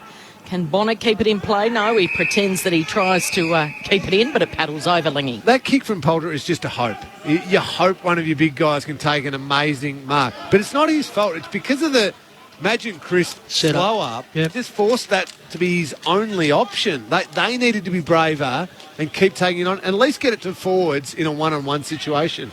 Port with the only 3 goals of the quarter. They lead by 13 for the boundary throw-in. And first touch for Boak. He was pushed in the back. And Travis Boak, his 300th game, will get up to take the kick. Oh, 50. Now 50. Oh, I reckon that might be abuse, Corbs. But you know, yeah. They were goalless in the final quarter against Carlton last week, protecting a lead. They haven't kicked one yet. 23 minutes into the second term. Boak, nice placement. Short drop punt to Amon. Links up with Houston through centre half forward. Kicks for Marshall in the pocket. Marshall backing back. He's got it. And Todd Marshall marks against the boundary line, left forward pocket. Was secretly hoping Houston was going to go for goal again. You know, away from another kick, but you're a slow learner if you haven't worked out that Port, straight away when they've got someone like that, they'll have a runner going past and take, as Lingy said, the extra 10 metres. It's just bizarre. This is the second quarter. They've been doing it since the first 5 minutes. And kick Port's first of the night. Todd Marshall, sharp angle, not for him. Opens it up and bends it through beautifully. They've kicked 4 straight, the pair. They move to 6-7-43. Collingwood in their wake, 3-6-24. All of a sudden, it's 19 points Port Adelaide's way, 24 played in the second term. And it's becoming a really damaging weapon for Port with the runners that they're using. So the man on the mark is taken out of the equation. So it can't be on him. He can't move. So it's either somebody behind the man on the mark, beyond the man on the mark, and coming up at him, or greater responsibility when the runner's coming from behind to run with him. Yeah. So it's looking really bad for the bloke on the mark. Yeah, it's got to come from away from him. He can't move. Yes, he could. He could channel off, and someone else can take his place. No, you can't do that. So he's dead in the water. He is absolutely out of it. But that doesn't stop you running with a player, Lingy, nor being a trap on the other side. Yeah. So Port Adelaide, their home game here at Docklands under the closed roof. No crowd. They lead it by 19 points. Kicked 6 of the last 7 goals. Boak takes it out of the centre. His handball was a little bit too hot for Lysett. Dersma spun around in a tackle. Handballs into space. Beautiful little give there by Butters was clever. Darcy Byrne-Jones, they've got real confidence about them now. And just as I say that, Eamon's given it straight to Collingwood. His kick went straight to Maynard. So Maynard to McRae. And there's the same thing with Quaynar standing right next to the kicker. Doesn't worry. All he needed to do was run past it. He gains 5 metres. No Port Adelaide player with him. And Collingwood in the forward line. Collingwood's got it across half back at the moment, and they're retreating. Rappel all the way back to the full back in Roughead. And then Roughead can release Rusco. So Rusco got a bit of space at half forward now, and his kick is good. And he hits up his teammate Nathan Murphy right in front of the Port Adelaide bench. Playing just his 14th game tonight, made his debut against Port in Melbourne. Cross town at the G, Nathan Murphy, as he kicks down to half forward. Off hands, it spills to Drew. Kicks off the back flank, back down the wing from where it came. Dixon knocks it to ground, but straight to Rusco. Collingwood back with it, sends a helicopter across the ground, wanted to get it to Noble, wrestles with Powell-Pepper. Powell-Pepper extracts it. Strong got it to Houston. Hand pass away to Boak. Flares it wide by hand to Amon. Has it city wing. Kicks Port Adelaide into an open forward 50. Very wide, and in the end it pitches and runs out of play. The umpire says that's all okay. Boundary throw in. 40 out from Port's goal. Well, I could have told you where that was going when he kicked it.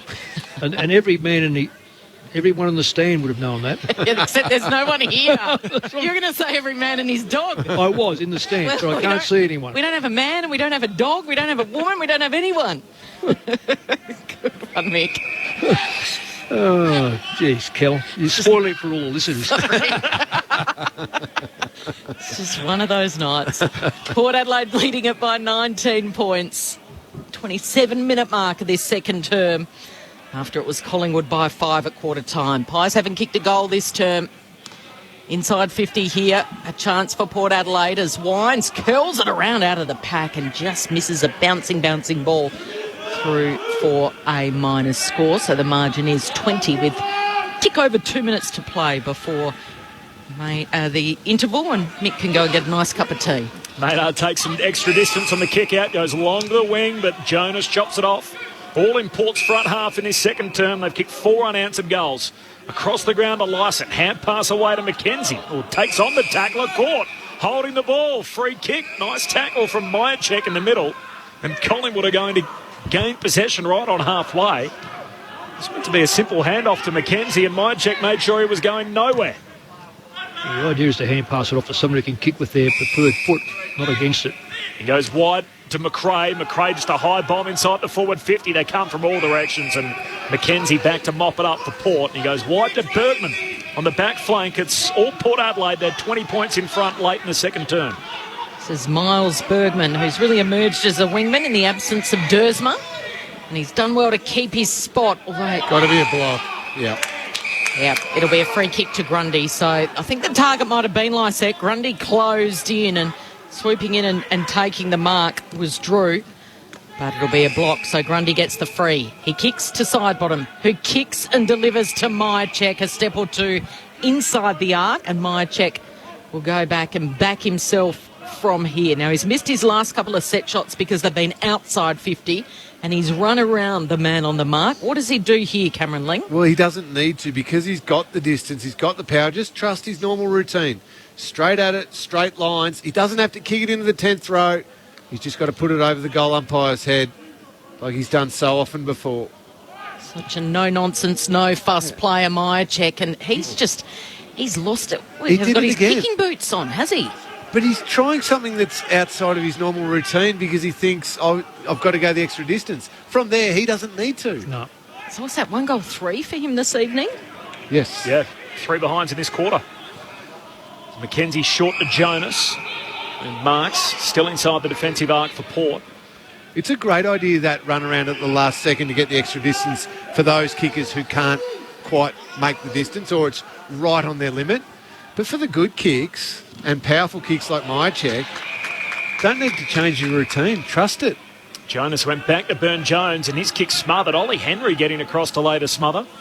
The big first half last week. He's the younger brother of Jack Henry at Geelong, and kicked 3 goals in the first half against Carlton. The 18-year-old picked 17, Collingwood's first pick in last year's national draft. From the boundary throw in, half forward for the Pies. To go, he grabs it. He's locked up by Wine straight away. And a ball up, 40 out. Half forward for Collingwood. Kicking to the Coventry end. 11 seconds before half-time. It's a 19-point lead for Port.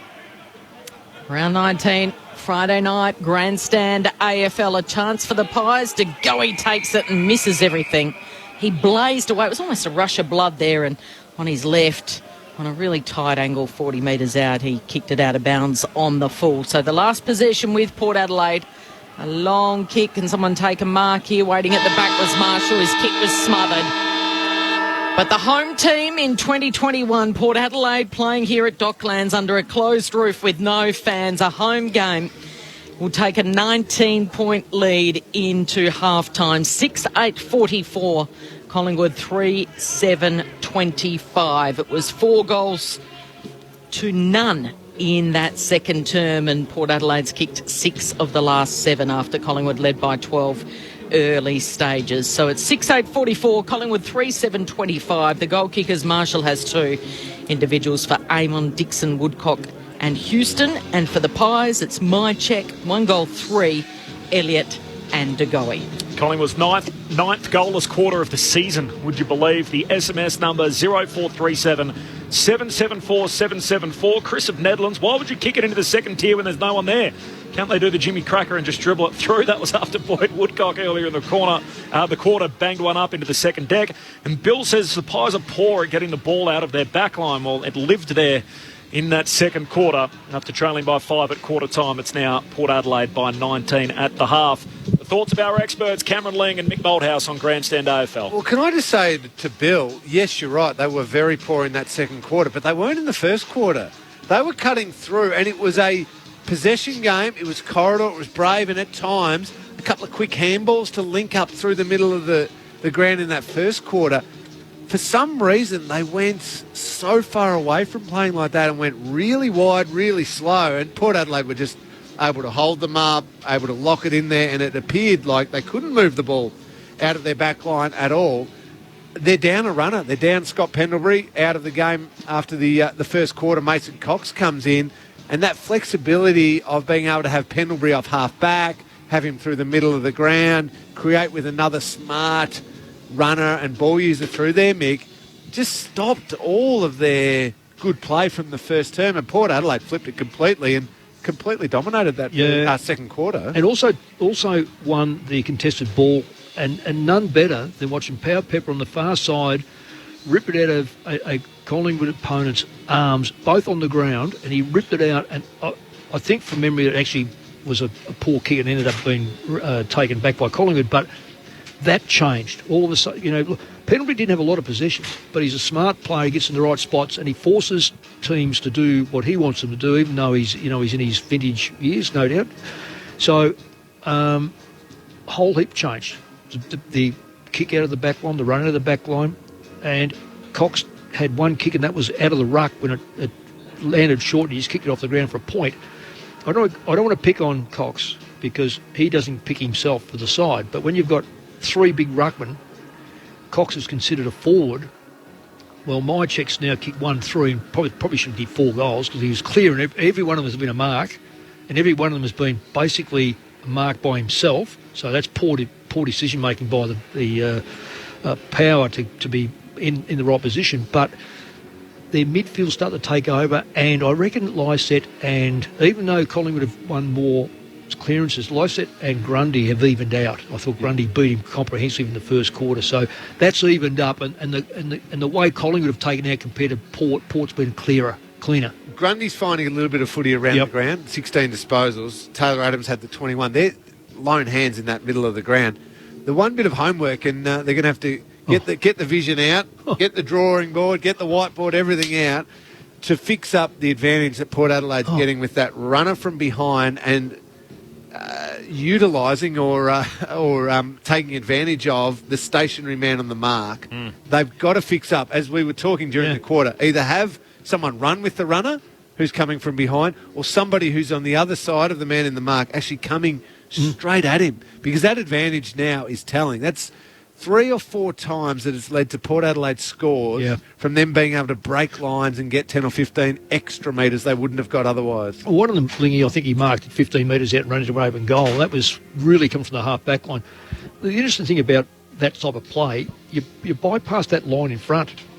So all of a sudden, if you've got a loose player behind, or even if you've got a ruckman behind, if you can get a ruckman behind in that time, he's looking around going, well, I'm now in dead water because I cannot swim quicker than the ball here. I am in all sorts of trouble. That football's coming in so quick, and it's if it's an Eamon or it's a Bonner or it's a McKenzie, they're going to knock the target over. And teams now are trained to have a really tight formation. What I mean by that is the last line, the last defender is only just over a kick away. So call it 60, 65 metres away. Not the old where you have your fullback right behind and your centre-half back holding more ground. You maybe have a extra defender, a kick and a half, 2 kicks behind. This is 60, 65. So if that runner can get 10 or 15 metres, You're out the back. You're already You're out the over it. back, and you're testing that very last line of the Collingwood defenders. And I'll tell you what makes defenders really, really nervous, that feeling of thinking, this is going to land on my head or get over the back of me, and I have no one behind me, no comfort factor behind me. So either cut off the runner and stop that, or they're going to have to start setting their formation and the way they set up structurally even deeper. But you know what happens then, Corbs? If that's set up deeper, other little holes appear through the middle of the ground that Port Adelaide will be able to pick off. So that's going to be on the whiteboard for Rob Harvey at halftime for the Pies. Collingwood Port Adelaide 4 unanswered goals in that quarter to lead by 19 at the half. Quick one for you, Mick. As the master of going all the way around the outside and use the boundary line, you made this observation during the quarter. I've got the season stat for you. Port Adelaide, as a percentage of the time, go through the corridor the second most in the competition at almost 32%. The only side that uses the corridor more is North Melbourne. We know where they are on the ladder as a percentage of time. And the best teams in the competition go around the boundary side. So 1 and 2 in the competition are Melbourne and the Western Bulldogs in that particular stat. Yeah, but can you expand on that for us? Well, I say to young players. In fact, I was talking to a former teammate of mine today, and I said to you, the ball can only be in three. In fact, I was talking to my son-in-law who's at Ocean Grove. It can only be in 3 spots. It's either neutral, you've got it, or they've got it. If you take one of your players, one of your better players, let's say Adams in this case, he's had 21 possessions, and actually time him with the football for the whole game, it'd be embarrassment to say you only had the football for 0.5% of the game time, because that's, or percent, whatever it might be. So it's when you bring the ball forward, it's when you bring the ball through the corridor. If you've got the ball in the corridor and you can see open space, it's an old American cliche for football, run to daylight. Run the ball through daylight, or use the ball through daylight. If you want to, and it's, I'm a bit bemused by people saying, take a chance and be risky and have a crack at it. And you go, well, there it is, they've done that, and the ball's been turned over and they kick a goal against them. It's knowing when to do it. And the best sides know their capabilities. It's not you can't just go on the blackboard, use the corridor, take chances, because you know what ends up happening? You get done over by using it. So it's all a matter of being in the right position with the right players, like we've already said about Eamon. When he picks that football up, we've seen him 1 turnover here, and it was into the 50-metre, but outside of that, from half back, he puts that ball into a bloke in the corridor, who then has got opportunity to go left, right or centre, whatever the case may be. On the same token, if someone's not in the middle, he will find someone on the wing, and it's the art of finding the right player at the right time. We were quite comfortable, being Collingwood at the time, being very comfortable in stoppages.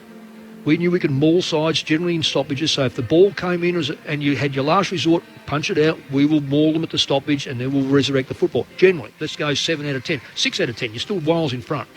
So again, you got Gawn in a ruck, you've got a fair chance of winning that tap. And Mick's point is, play what's in front of you. You can have a preference. Mick's teams, yes, had a preference maybe for the boundary, but still, if it opens, the teams I played in had a preference for the corridor. But we were still just as happy to go outside if what presented to us was a better option than what presented in the corridor. Yeah, I remember being on this ground, we were trailing by 4 goals at 3/4 time, 1 by 8. Wow. Against Adelaide, we kicked 12 goals last quarter, to them none, I think. Only because we found that they opened up the corridor. So our boys just went through it. And so it can happen.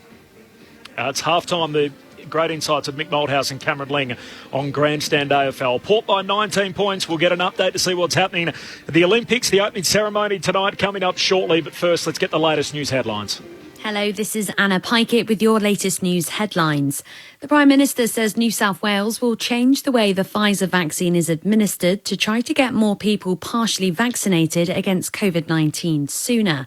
The state's Premier, Gladys Berejiklian, asked for more vials of the jab to help fight an outbreak in Sydney. However, the request was rejected by National Cabinet. The Australian Medical Association says older, culturally diverse people living in southwestern Sydney should be targeted to receive a COVID-19 vaccine. President Omar Khashid says important messaging about vaccines should be made more accessible through community leaders. The Chief Health Officer has sought to assure Victorians that the state is on track to ease restrictions next Tuesday. Just 2 of today's 14 new cases were infectious in the community. SA's Premier Stephen Marshall says it's very encouraging that South Australia only recorded 1 new case of COVID-19 in its 3rd day of lockdown. This comes as some waited for almost 15 hours in their cars for COVID tests today. The ACCC is welcoming a $5 million fine for clothing company Lorna Jane over its claims that its activewear could protect people from COVID-19. The federal court today imposed the fine, saying the company had sought to exploit the fear and concern among the population around the pandemic. That's the latest from ABC News. I'm Anna Pikett. Open your ears to the world with the ABC Listen app. Join Yumi Steins as she delves into taboo topics in Ladies We Need to Talk. If I straightened my hair, I was fitting in, and if I didn't, then I was suddenly sort of a Black Panther or something. Or immerse yourself in the life of someone else in conversations with Richard Feidler and Sarah Konoski. I remember hearing this tremendous roar, and then the boat was literally picked up and thrown upside down. Open your ears to the world with the ABC Listen app. The 2021 AFL Premiership season on ABC Radio and on ABC Sport Digital. This is big news. Scott Pendlebury had 1 kick of the footy, and I think that was enough to convince him that he wasn't right. Pendlebury is out of this game, and Mason Cox is in, so huge news for the Pies. Maynard for the Pies. Roughhead gets it. He's tackled, and the umpire says that's holding the ball. Free kick for Charlie Dixon. He puts it on his right boot. He sends it goalward. And Charlie kicks the most difficult of goals. He threads it and he celebrates. Nice mark, Butters. Hand pass away to Drew. Kicks deep to Woodcock, who marks unguarded goal square. He can walk it in and bang it up into the second deck. Port Adelaide with the lead again. He lays it off to Houston to kick the rocket from 60 metres out. What a finish. Dan Houston from downtown pops it through for Port. And they're heating up the power. Links up with Houston through centre half forward. Kicks for Marshall in the pocket. Marshall bagging back. He's got it. Top Marshall, sharp angle, not for him. Opens it up and bends it through beautifully. They've kicked 4 straight, the pair. The 2021 AFL Premiership season on ABC Radio and on ABC Sport Digital. 3 lead changes in the opening half of footy. It was Collingwood by 5 at quarter time. At the half, it's Port Adelaide by 19 after kicking 4 unanswered goals in that second quarter. Now, the Olympic Games, the opening ceremony is on tonight. Competition has already started. We've had some sensational wins for our soccer teams in both the Matildas and the Olyroos, but it's all about the opening ceremony. And throughout the Games, Ned Hall is our man on Olympic duties. He's going to keep us up to date with everything that's happening during our footy coverage, and I'm pleased to say he joins us now right before the opening ceremony gets underway. Ned. Corby, yeah, it's going to be a very interesting opening ceremony tonight as well. 68,000-seater stadium for the Olympic Games will be virtually empty except for the dignitaries inside the stadium. It's also one of the biggest Australian teams that's travelled over to an Olympic Games. 487 athletes in total. 63 of them will make up the party that marches into the stadium tonight behind Paddy Mills and Kate Campbell, the flag bearers for Australia. The good news, though, for Paddy Mills in particular is that his Boomers teammates are expected to be alongside him as he walks in, and most of the Australian tennis players will also be part of the party that does take part in the opening ceremony later tonight. Might also be an extra bit of Australian flavour as well, as it's expected that Keith Urban might be a special surprise guest taking part in the ceremony. As you mentioned, there have been a few events taking place today. Some decent news for the rowers in the men's quad sculls. They're straight through to the A final there, and the women's double sculls, they're through to the semis, and the quad sculls for women, they're into the repechage. However, there's some bad weather expected in the rowing. That's already changed the schedule around tomorrow. So the men's and women's 8 will be on the water around tomorrow lunchtime as well as the men's pairs and the women's pairs and the 4s as well. So bad weather expected on Monday. So they've shuffled a few events earlier in the day. There's also medals up for grabs tomorrow as well. In the men's road race, the Australian trio of Luke Durbridge, Lucas Hamilton and Richie Port will be on the road about 11 o'clock. We'll also have plenty of action in other team sports again tomorrow. The Matildas are also playing again tomorrow against Sweden, who had that impressive win against the USA in their opening match. And the swimming also gets underway. That'll be the heats starting up tomorrow night, and plenty more Australian involvement there too. But tonight, it's all about the opening ceremony. It will be a spectacular event. There just won't really be anyone inside the stadium to witness it. It'll be beamed all around the world. Plenty of viewers on TV screens, just not many inside the stadium to take part as well. But we'll update you on everything that takes place later on tonight and throughout the rest of the next 2 weeks as well, Corbin. Thanks, Ned. Look forward to checking in throughout the week. And just on the opening ceremony as well, I read with interest that the director had been sacked right before the opening ceremony was starting tonight. The news coming through that the director... one of 3 people, Kel, that have already lost their gig in the opening ceremony before it starts, either sacked or resigned. It wouldn't be Olympics with a bit of drama, wouldn't it? Very. Bit of opening ceremony, eve drama, and all up, not quite 1,000 officials, media, VIPs allowed there tonight. So I think 50 Australian athletes are marching behind the great Paddy Mills and Kate Campbell, the flag bearers, and they'll be waving to... no one. Yeah. Well, billions, but effectively no one. No one there. Plenty on offsiders on Sunday morning. Yes, absolutely. We'll be crossing to Jacqueline Magnay from the Australian. She was, she's there. She was in John Coates' media conference, so she can tell us about that exchange with the Queensland Premier Anastasia Palaszczuk. She's in. I've just seen she's tweeted. She's in watching the opening ceremony tonight, which is great. And we've got Roy Masters and Caroline Wilson on just to disagree on everything. ABC TV Can't 10 on Sunday, and of course you can catch up on iView. If you want to know about the time zone in Tokyo too, it's very simple. For people on the east coast of Australia, you're 1 hour ahead of what it is in Tokyo. If you're in Western Australia, you're 1 hour behind, and for everyone in South Australia, that means that you're half an hour ahead, of course, of the time zone. So very friendly for us in this part of the world for the Olympic Games, the official opening ceremony tonight. The footy ahead of us, though, a 19-point buffer at half-time. It's Port Adelaide who lead Collingwood in the NRL tonight. Doubleheader, as always, on a Friday, round 19. Sydney Roosters 28-8. Victory over Newcastle, so a 20-point win for the Chooks. And meanwhile, the late game, the Melbourne Storm in action, 25 minutes in against the North Queensland Cowboys. And it's a 10-point lead for the Melbourne Storm. Tim Hodges is with us on the boundary. Might just kick it down to Hodgie for a bit of a recap with some big news in that first half of footy, or really right on the stroke of quarter time, Hodgie. Yeah, Corbin, just an update. Scott Pendlebury's just walked out. He's had a shower. He's got the civvies on. He's got his shorts on, but he's actually got a heap of a lot of strapping on that left calf. So maybe it's the calf he's done rather than the left ankle. So that's really bad. Only 4 games left. It might see him finish for the season. And I just wanted to pose one, if I could, Corbin, to Mick.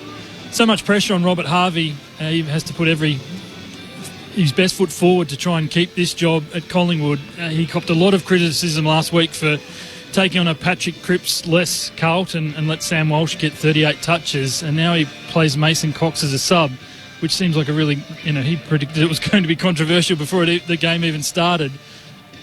How's this going to play out for Robert Harvey and his chances to keep this job at the Magpies going forward? Well, Timmy, I really think early... The first thing is, when he was appointed, I thought it was going to be hard because he's been in that system, in the same system as Nathan for, well, probably since Nathan coached. So what you've got is the same system, and I'm not 100% sure that that's what they want. Now, he'll keep his hat in the ring, and they'll do the right thing by him because he's such an outstanding man. He is just a beautiful person. But I think it's quite bizarre that Cox is here as a sub because, as Lingy and myself discussed, it's only one-way ticket because he's technically got to play one of 2 positions. I think a lot of Collingwood people would be too delighted that he's playing the young kids, and that doesn't always go well for your prospects because the kids are going to be making mistakes. So whilst he plays Cox, you've got to remember the good thing is he's played 2 new players today along with others. So I think the credit goes to him thinking more about Collingwood's future. Maybe, I don't know, maybe he made a mistake on Cox. We don't know. Maybe Cox goes forward and kicks a couple of goals, and who knows. But it's not so much that he kicks goals, it's more the fact that he's one positional type player. So I think we both agree that that's a mistake.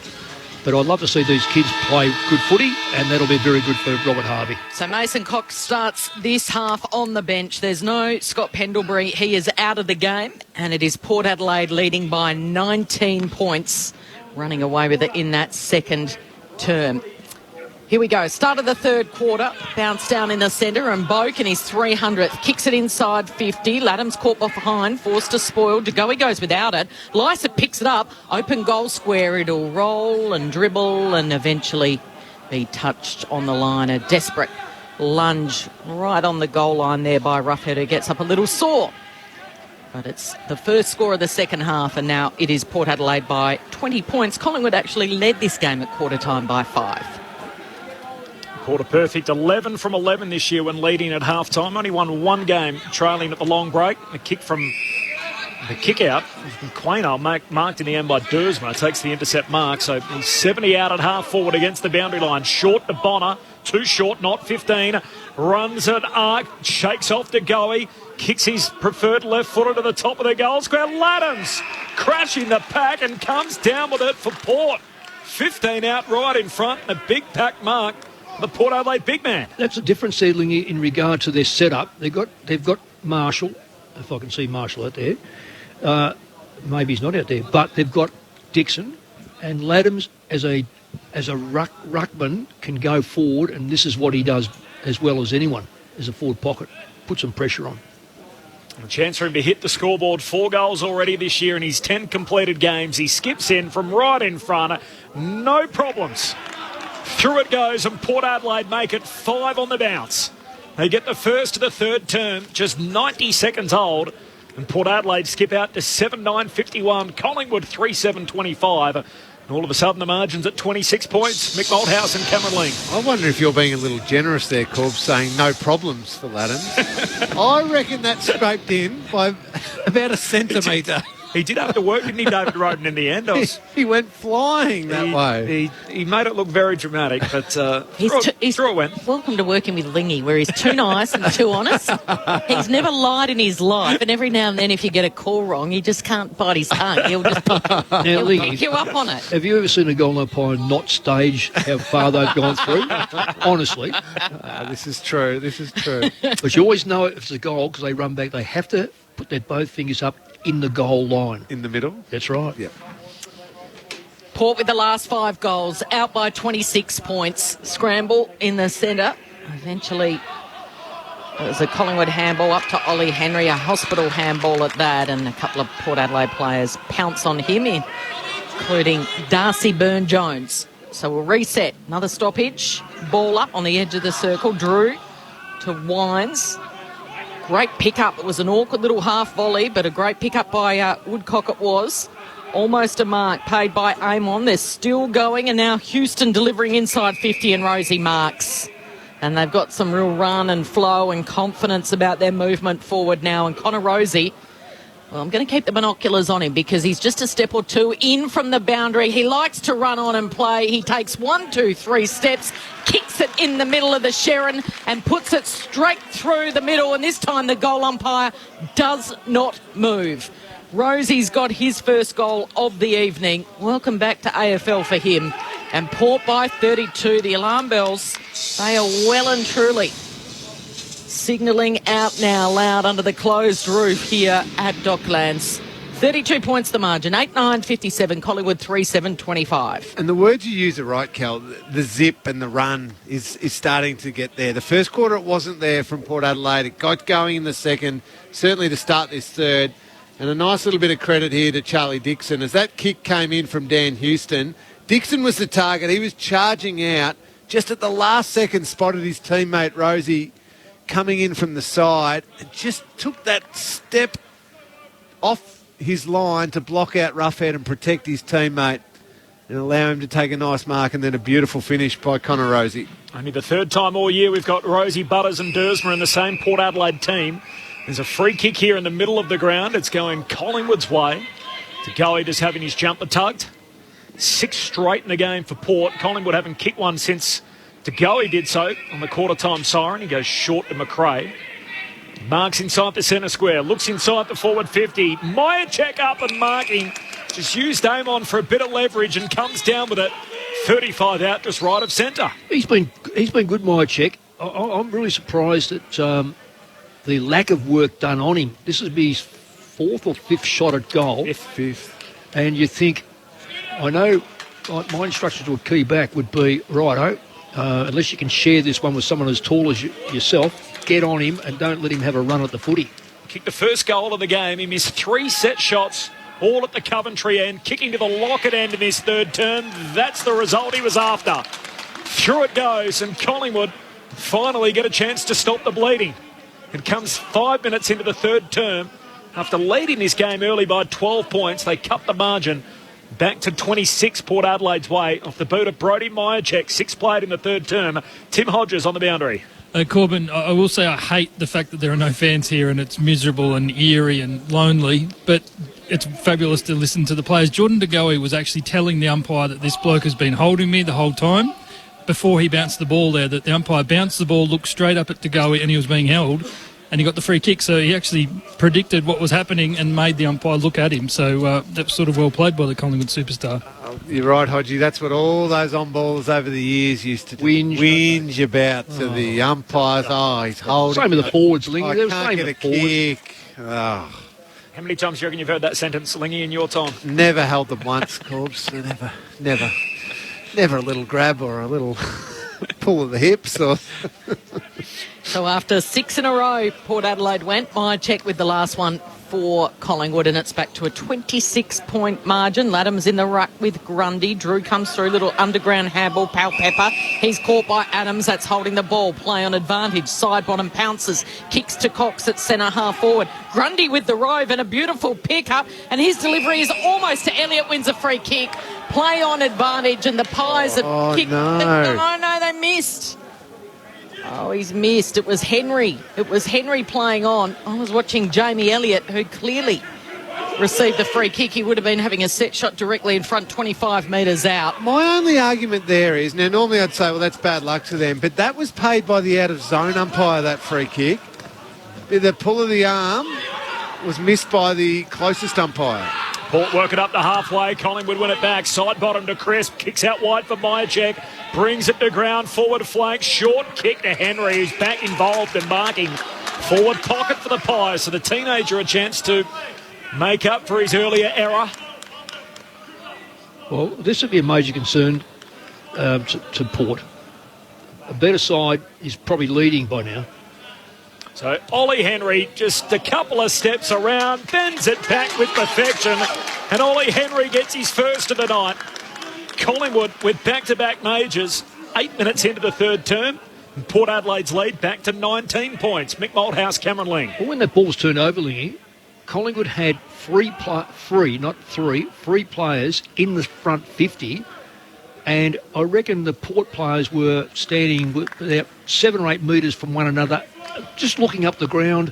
No connection whatsoever to what was taking place. The greatest strengths of Aliir and also Mackenzie are also their greatest weaknesses. Yeah. They think they can outread every other player on the ground and can always know where it's going. And when they don't get it right, they can leave their opponents in so much space. Yeah. Yep.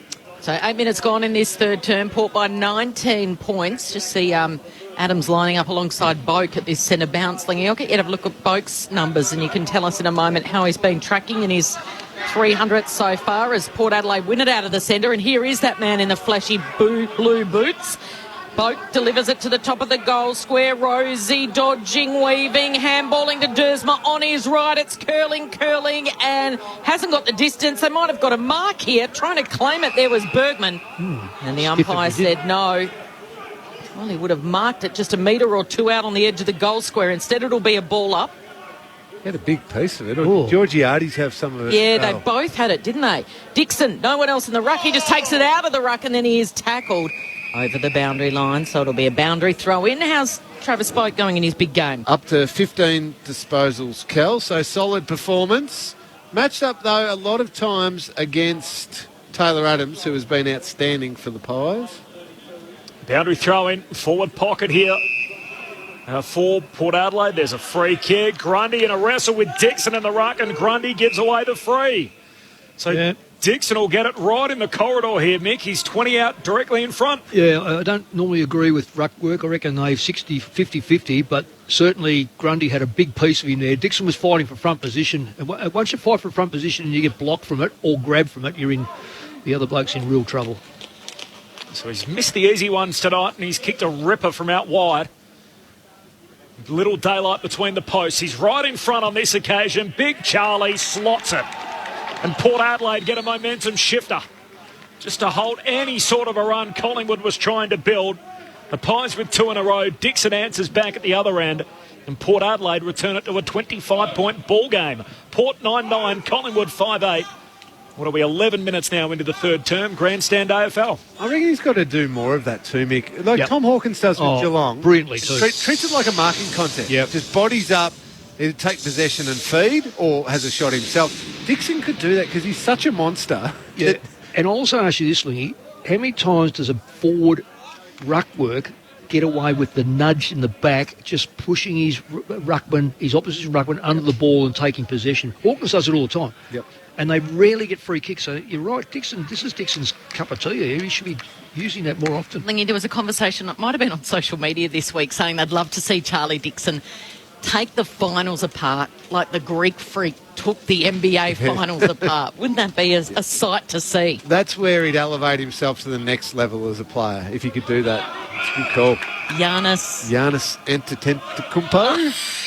I let him go first. Come on, Corby. I hope. Antetokounmpo. That's it. Is it? Yes. Thanks, Corby. He was amazing. I just call him Giannis. Quick kick here for Port Adelaide. They've got it back inside 50 again. They're doing the attacking, although crisp. And they share it around McRae. Here's the debutant, Ginnivan, working it nicely to Adams, who marks on the edge of the centre circle. Now, what's he got inside 50? He fakes to go left. He comes back right, trying to do a little bit too much, and Houston's able to chop it off. If there's one thing about his game, he can give the ball up a little bit. Adams, you're never going to question his resolve to be a tough, hard footballer because he's all that. Is he the next captain of the Collingwood Football Club, do you think, Mick? I would be very surprised he's not. I can't see anyone else. You've got to look through the ranks and say, well, who else would it be? But maybe a Darcy Moore? Oh, no, I think Adams is going to be well and truly picked before him. So Pal Pepper's got it on the outer side. He's sidestepping left and right and then kicking too low and too out in front of Charlie Dixon. So Dixon and his man in rough head see it over and trudge back to the goal square. I'm going to say there's two more. Oh, yep. Maynard, you've got to... Yes. Jack Cripps too, Chris, yeah. I reckon you've got to look at those two because they're all tough and hard and they play with passion.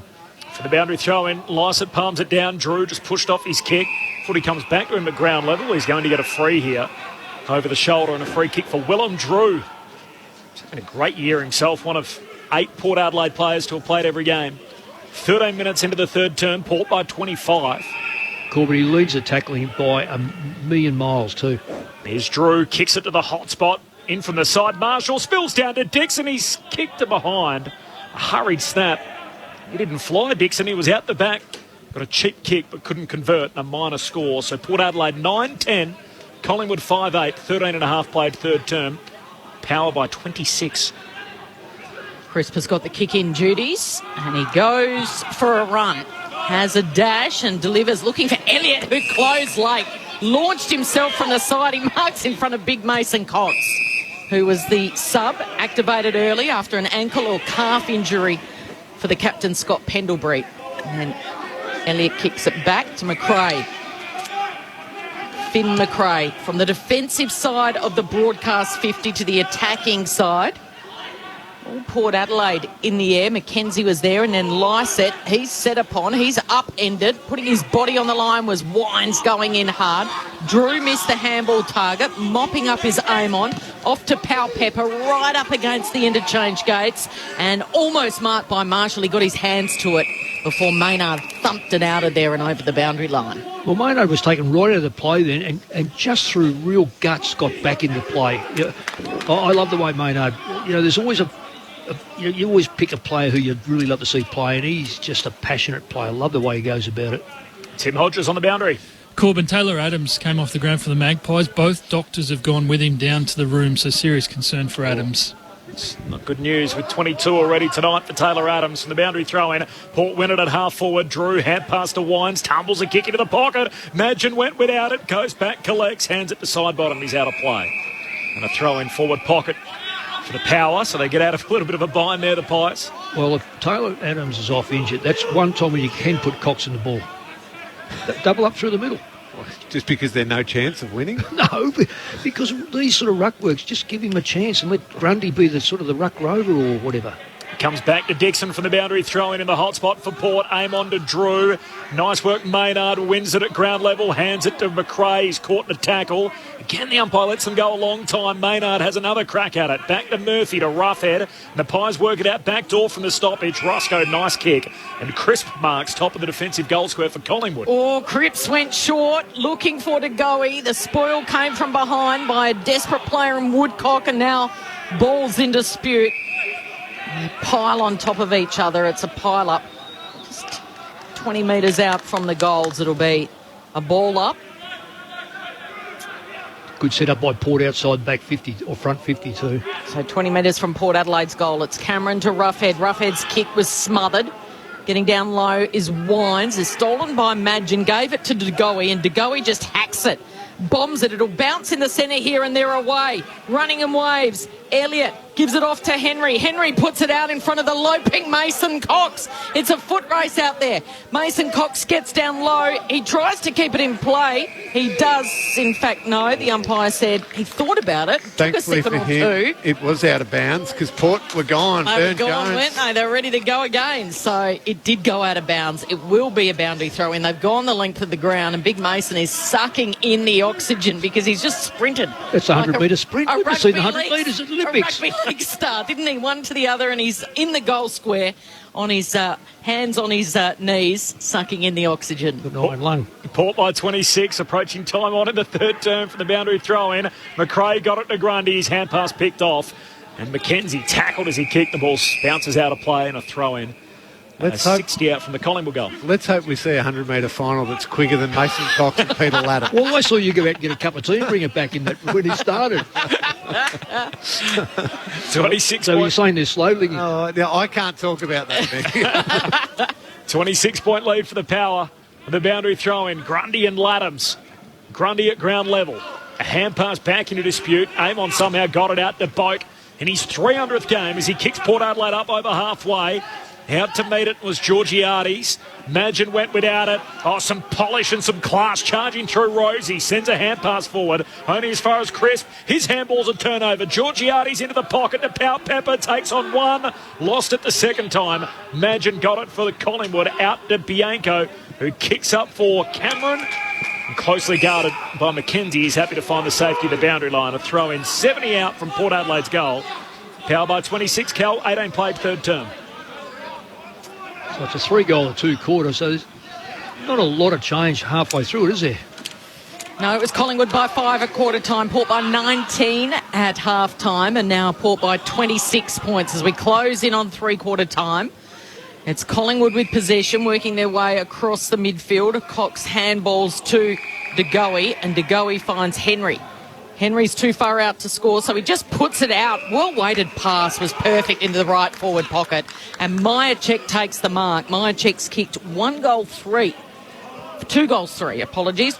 3 for the evening. So he's had his chances. This will get it back to 20 points. Just make things a little interesting. Again, just a little bit of confusion. Port defenders giving some space, and it was Ollie Wines who ended up on Myercheck with the kick over the top. So Myercheck has had his wobbles on the set shot tonight, but has he finally found his rhythm and groove? He certainly has. Myercheck has his third for the evening, and it's back to a 20-point margin. Port 9-10-64, Collingwood 6-8-44. There's still 9 minutes to play in this third term, and if the fans were here and the Magpie Army, they would be applauding every step that Brodie Myercheck would be taking right now, but it's met with silence under this closed roof. I reckon there'd be some applause too for Ollie Henry and the signs again that he's showing, just finding space. I know he had that one moment where he took that advantage and that wasn't great, but all the other signs are really positive. Some of their ball movement, I mean, still Sidebottom and De Goey and those key players are involved in a lot of the passages of play. But there's just little elements. McRae at times finding and seeing the hope in those younger players coming through. And they have to link with Adams and Pendlebury off the ground. Yep. So, you know, this sometimes through necessity, you have to start to explore. So he's got 3. Myercheck, the leading goal kicker, on the ground as Grundy just grabs it out of the ruck and gets the centre clearance. Out to half forward. Murphy chases the footy. Houston tackles him. Held the tackle a little too long. Murphy will get it. Free without the footy. 60 out for Collingwood. Nathan Murphy just chips it to the top of the goal square. Cox down there. Jonah spoils. Free kick for Cox. He was being held. And Collingwood a chance to make it 2 in a row. Tim Hodges on the boundary. Taylor Adams has emerged from the rooms. He's got the towel over his head. He's had a couple of headache tablets. He's still got his head in his hands. I think he copped a knock, and ideally I think they'd like to take him out of the game. But he's sitting on the front seat of the bench. I think he can come back on, but he's not in a great way. I think he's suffering a headache. The tallest sub in the history of the game, Mason Cox, has got a goal to cap off his history-making night. Mason Cox with the major, and Collingwood in a bit of a purple patch here in the third term. They've kicked 4 of the last 5. Port Adelaide's lead cut to 14. It's the Power 9-10-64. Collingwood 7-8-50. Time on third term. Mick Malthouse, Cameron Ling. This is Grandstand AFL. Well, Lingy, we said if Cox kicks a couple of goals, he's probably paid for his admission to the ground anyway. So, but having said that, I feel that Port have contributed to Collingwood's goals by lack of intensity, by lack of checking in the back line, and really maybe taking it too easy through the midfield, knowing that Pendlebury and Adams aren't out there, and taking on kids who are having a real crack. And I see Elliott in the middle, which is a really good move because he can play. He's one-touch player and he's not bad. Yep. So it's a game of momentum swings. Collingwood with the first 2. It was the next 6 then to Port Adelaide. And now Collingwood, 4 of the last 5, makes it interesting. And they've got it out of the centre. They work it to the 50 before Burton pounces, takes off, kicks to the city wing, winds, swoops, handballs to Boak, 60 out. He delivers towards Dixon playing in front, Roughhead, well done. Beats his man to the ball, gives it off, and now Jamie Elliott kicking long down the line. It's stolen by Burton, who started this passage of play for Port Adelaide. Port by 14 points. Burton's got it on the city wing. He just dabs at it, and well-weighted pass. And Mitch Georgiadis is on the end of it and just cradles the Sherrin to his chest, and will have his first genuine set shot for the evening after he had a breakout game on this very ground last week, kicking 4 goals straight. It was a beautiful kick, but a good, strong lead too. And he attacked the footy. There were players coming across, would have been in his vision. And that moment of fear of, is somebody going to cut across and I'm going to get smashed here? But he kept his eyes on it, Georgiades, and nice mark. Can he put a stop to Collingwood's rush of momentum? He's quick 27-15 this year. No real angle, but 50 out. He got underneath it, and that clatters into the point post. Really got underneath it and got it high. Put too much air in that kick. He had 26 kicks. He walked through for 20, and the last 6 he virtually walked into the man on the mark. So, I mean, he just overjudged how far out he was. He just had to elevate that over the bloke's marks. It was terrible. Terrible setup. I don't remember seeing his run up that long in the past. That was Ben Brown stuff. Yeah, that was a really long preparation for Georgiades on that kick. Up towards the wing. Aaliyah jumps on top of the footy. He's tackled straight away, and umpire Roseberry says, I'll have it, ball up on the wing. No, I've got to say that, but when you do running like that, you've got to get momentum up. You can't just mysteriously all of a sudden turn the tap on. Left it too late. Grundy wins the tap, down to side bottom, through traffic, jams it on the boot. Bouncing footy up over halfway for Collingwood. Here's Cox, collects just inside the boundary line. City wing, hand pass to Poulter's good. Back inboard to Myercheck, shoots it out further wide to Bianco. Shakes Bonner. He turns, kicks inside the forward 50. Cameron gets a run at it and comes down with it. Darcy Cameron marking 40 out at right half forward for Collingwood. I was watching the Port defence closely again then. They are all at sea when the ball comes moving from a stoppage like that. So Aaliyah was supposed to be with Cox, completely lost him, let Cox drift up and get that handball inside the boundary line. Ollie Henry spat forward. No one went with him. So they were all scrambling to cover each other, and that allowed Darcy Cameron just a really simple run at the ball and mark it at its highest point. So Darcy Cameron, 45-degree angle, skips past the paint for the 50-metre arc. His set shot sails goalward. That's good. Hot pies. They've kicked 5 of the last 6 to work their way right back in this game. It's an 8-point lead for Port Adelaide after they led it by as many as 32 points earlier in the quarter. Port Adelaide 9-10-64, Collingwood to 8-8-56. Before our experts, Tim Hodges on the boundary. Taylor Adams, honestly, it looked like he was down on the canvas, Corbin, and I thought he wasn't going to be allowed back on the ground. He put the mouth guard in, he ran around the boundary, proved to the doctor that he was feeling okay, and he's straight back out there now, and he's starting in the midfield, so that will lift the Magpies.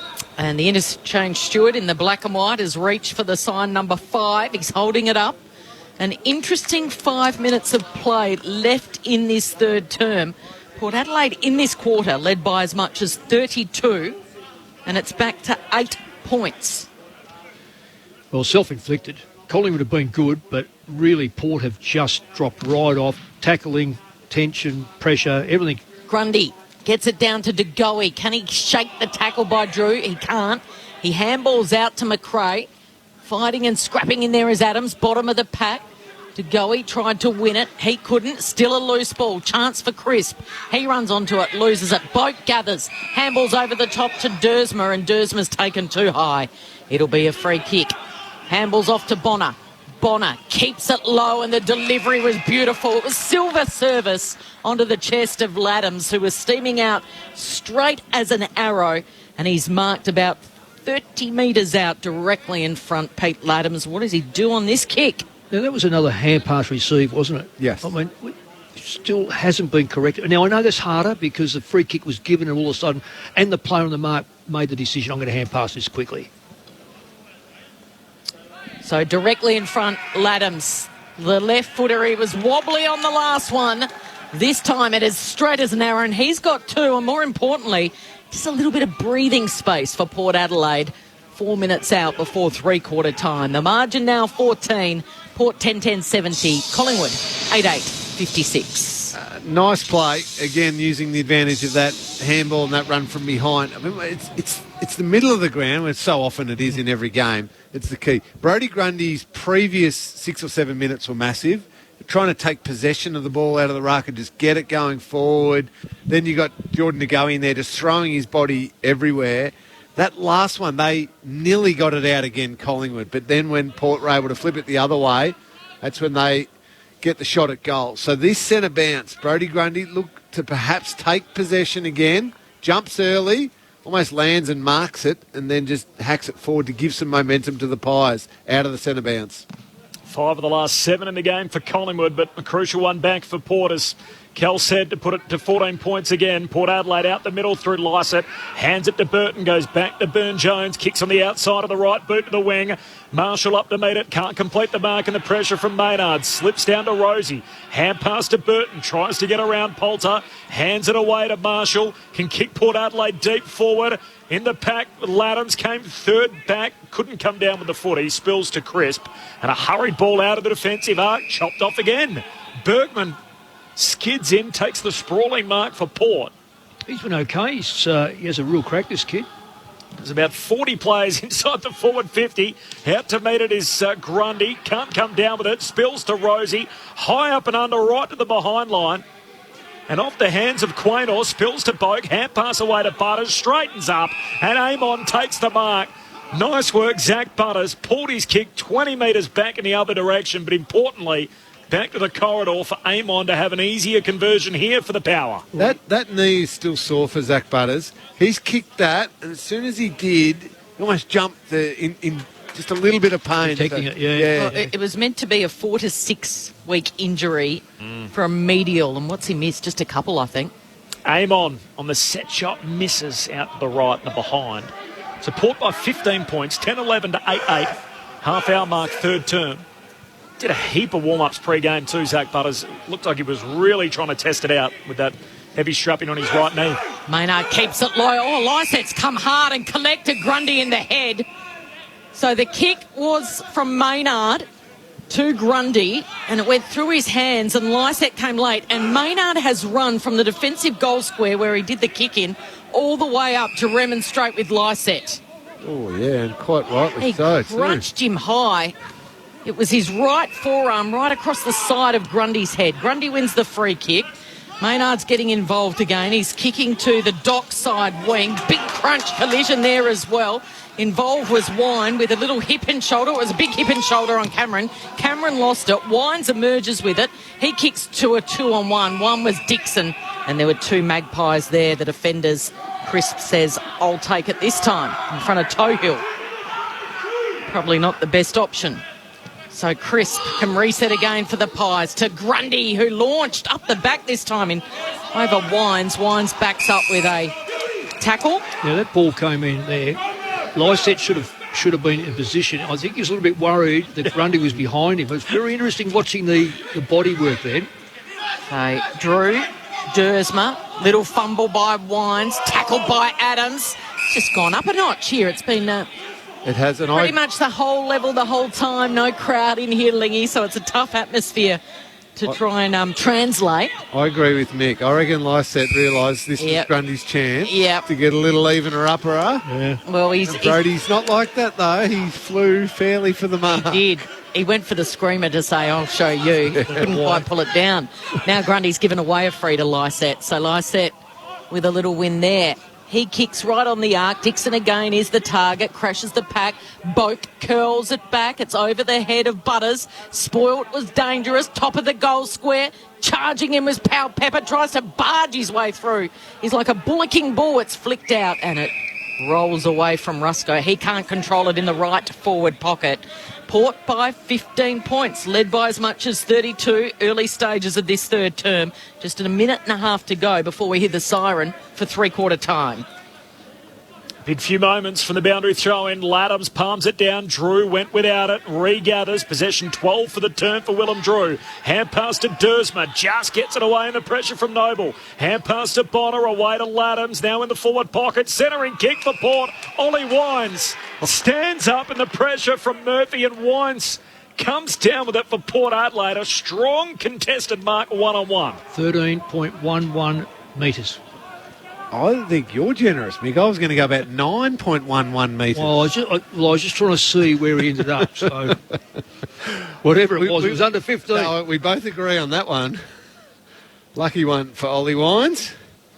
Had to earn the mark. This has been a little shaky, this element of his game. He's having an outstanding season, but 6 goals, 8 at 31% accuracy for his total shots on goal. He starts it out to the right, but it's snuck through. That's what Port Adelaide wanted, right on the stroke of three-quarter time. And it's back out beyond 20 points. 21 Port Adelaide's way. 11-11-77. Collingwood 8-8-56. The man who would be leading their best and fairest, Ollie Wines, with his first of the night. 33 travelled third term. Mick Malthouse, Cameron Ling. Well, actually, 10 goals scored for the quarter, which is... You wouldn't have expected that at half-time. Collingwood didn't kick one in the second quarter and looked the goods this quarter. Even without a lot of them, their midfielders, when you take Adams off for most of the quarter and Pendlebury's not out there, but they've just found a way of really disrupting the Port backline, but then it's turned again. The screws have gone on, and Laddams, I suppose you wouldn't have picked him for kicking his 2 goals, but he has. And so they've just wrestled control of the game, but there's not a lot in the game, quite frankly. Port by 21 points.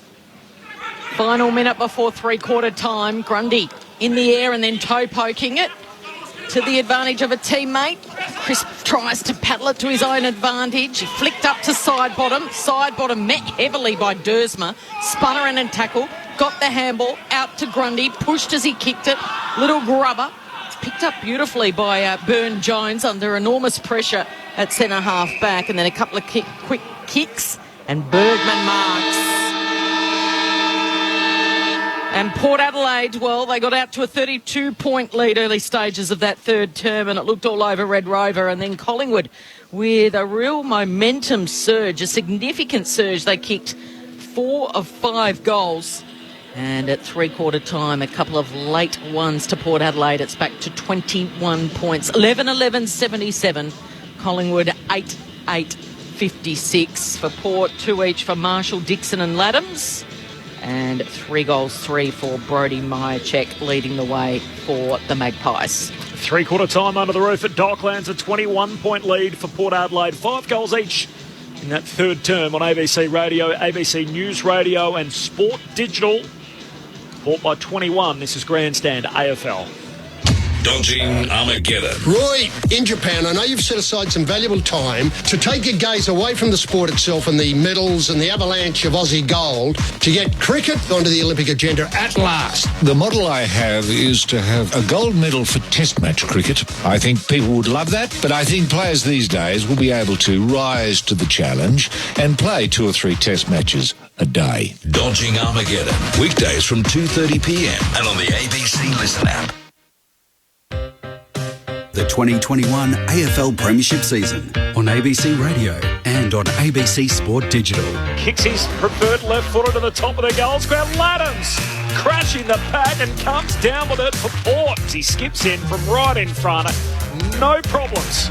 Almost a mark paid by Amon. They're still going, and now Houston delivering inside 50 and Rosie marks. He takes 1, 2, 3 steps, kicks it in the middle of the Sherrin and puts it straight through the middle, and this time the goal umpire does not move. And Port by 32. Looks inside the forward 50. Myercheck up and marking. Just used Amon for a bit of leverage and comes down with it, kicking to the locket end in this third term. That's the result he was after. Through it goes, and Collingwood finally get a chance to stop the bleeding. Henry's too far out to score, so he just puts it out. Well-weighted pass was perfect into the right forward pocket, and Myercheck takes the mark. Had his wobbles on the set shot tonight, but has he finally found his rhythm and groove? He certainly has. Nathan Murphy just chips it to the top of the goal square. Cox down there, Jonas spoils. Free kick for Cox, who was being held. The tallest sub in the history of the game, Mason Cox, has got a goal to cap off his history-making night. But Darcy Cameron skips past the paint for the 50-metre arc. His set shot sails goalward. That's good. Hot pies. They've kicked 5 of the last 6 to work their way right back in this game. It's an 8-point lead for Port Adelaide. So directly in front, Laddams. The left footer, he was wobbly on the last one. This time it is straight as an arrow, and he's got 2, and more importantly, just a little bit of breathing space for Port Adelaide. The 2021 AFL Premiership season on ABC Radio and on ABC Sport Digital. From 32 down, they got within 8 points. Collingwood, time on in that third term, then the last 2 to Port Adelaide. Just to steady the ship. It's back at 21 points at three-quarter time. Mick Malthouse, Cameron Ling. And Collingwood played some terrific footy, Cobbs, you're right, in that third quarter. And the way they opened up Port Adelaide at times, the way they confused the Port Adelaide defenders was excellent, Mick. It just felt when they were kicking those goals, they had the needle on red. They were at full revs, and the ability to sustain it was always the worry. And when it just dropped off even a little bit, that's when Port Adelaide were able to pounce and bounce back and kick a couple of goals. Drew and Boak and Amon and Wines and Burne-Jones and Houston, those running high-quality players, are just finding it easier than the just all-out and outstanding, mind you, grunt of Taylor Adams and Brodie Grundy and these types of players. Crisp is holding up pretty well down back. But it's all-out effort from Collingwood, which is brilliant to see. But Port Adelaide just feel like they can do it a bit easier and therefore can then break Collingwood the other way and find a couple of easier goals. Yeah, I'm with you, Lingy. Inside 50s, 15-8. For start, let me go through the possessions. 67 Collingwood to 88. Now that's at 67. First quarter Collingwood had 113. Then had 93. Even though they had 93, didn't kick a goal. Have 67 and kicked 5 goals. So it's efficiency. But all the indicators, clearances first time that Port have actually dominated the clearances 14-8. Well, that's not overly remarkable given that Adams was off the ground for a lot of that quarter. But contested possessions, 43-32. That is a smashing. That is, in today's football, that's a smashing. But if we took all those away, it's the outside run as well. And that's where Port have been probably the big difference all night has been the ability to take the ball from a stoppage, take the ball from a free kick mark and make ground and then find targets. Collingwood haven't addressed that at this stage, and it's going to be very difficult now to address it. So Port Adelaide are playing for a comfortable spot in the top 4. Where's their killer instinct? We haven't seen it over the last month or 6 weeks. Does Ken Hinkley want to see them put the foot on the throat here in the last term? Well, I reckon percentage-wise they're going to have to find... I know it's hard at the end of the season to find percentage, but whatever it is, you always want to be able to say that you've won the game, and even when you're challenged, you actually outscore them. No Pendlebury for this game. He injured his ankle or his calf early stages. There's 5 teenagers out there for Collingwood. Yeah. It should be a big margin, Lingy. You're right, Cal, and it should be it should sting every one of those players that we all talk about them as flat track bullies. Yeah, they beat the teams below them, but can't knock off one of the really best teams in the competition. Well, when you've got one of those teams below you, you should still have that angry, nasty mindset of, well, let's smash them. But to Collingwood's credit, they're not letting that happen, because Collingwood's effort and intensity and endeavour, at times it's lacking the polish and the skill from some of the younger players, has been brilliant to this point. I just don't know if they can sustain it right to the end. But I reckon, Lee, one thing has been evident, the way Port play, they're not going to beat top sides. No. Port by 21 points, both with 22 through 3 quarters in his 300th game. Final term underway. The ruck share it in the middle. Adams jumped on top of it. Spills out, though, to Wine. Soccer's off the deck. Butters has to bend over and pick it up. Almost overrun it. Now bumped off it. His side bottom. High up and under out to half forward for Collingwood. Pitches. Myercheck clever. Taps it down to Henry's advantage. His hand pass back into dispute. Back to Power Pepper, and they've lost it. Jonas. Away towards Amon. He gives it to Boak. Possession 23. Kicks down the wing for Port. Only as far as Roscoe. He's trapped by Butters and pinged holding the ball. Tried to fend him off. And Butters earns the free kick. City wing for Port. Lays a hand pass away to Houston. He goes short, and Woodcock takes the mark 70 out right half forward. There's a lead by Marshall. He ignores that. He goes over Marshall's head, deeper into the pocket. Georgiades was there. Maynard with the spoil, and then he wins the handball back. He handballs back to Madgen. He's got it. He had it. He's dispossessed. Stripped of the footy. Now it comes the way of Rusco. Rusco just throws it on that right boot. It gets out of the defensive 50. City wing in the pack. There was a push, and the umpires paid a free kick going to Collingwood. So it'll come back, and the Collingwood player is a little sore. It's Jamie Elliott laying on his back. I didn't see how he was collected in the air there. Just as he went to jump, he was shoved.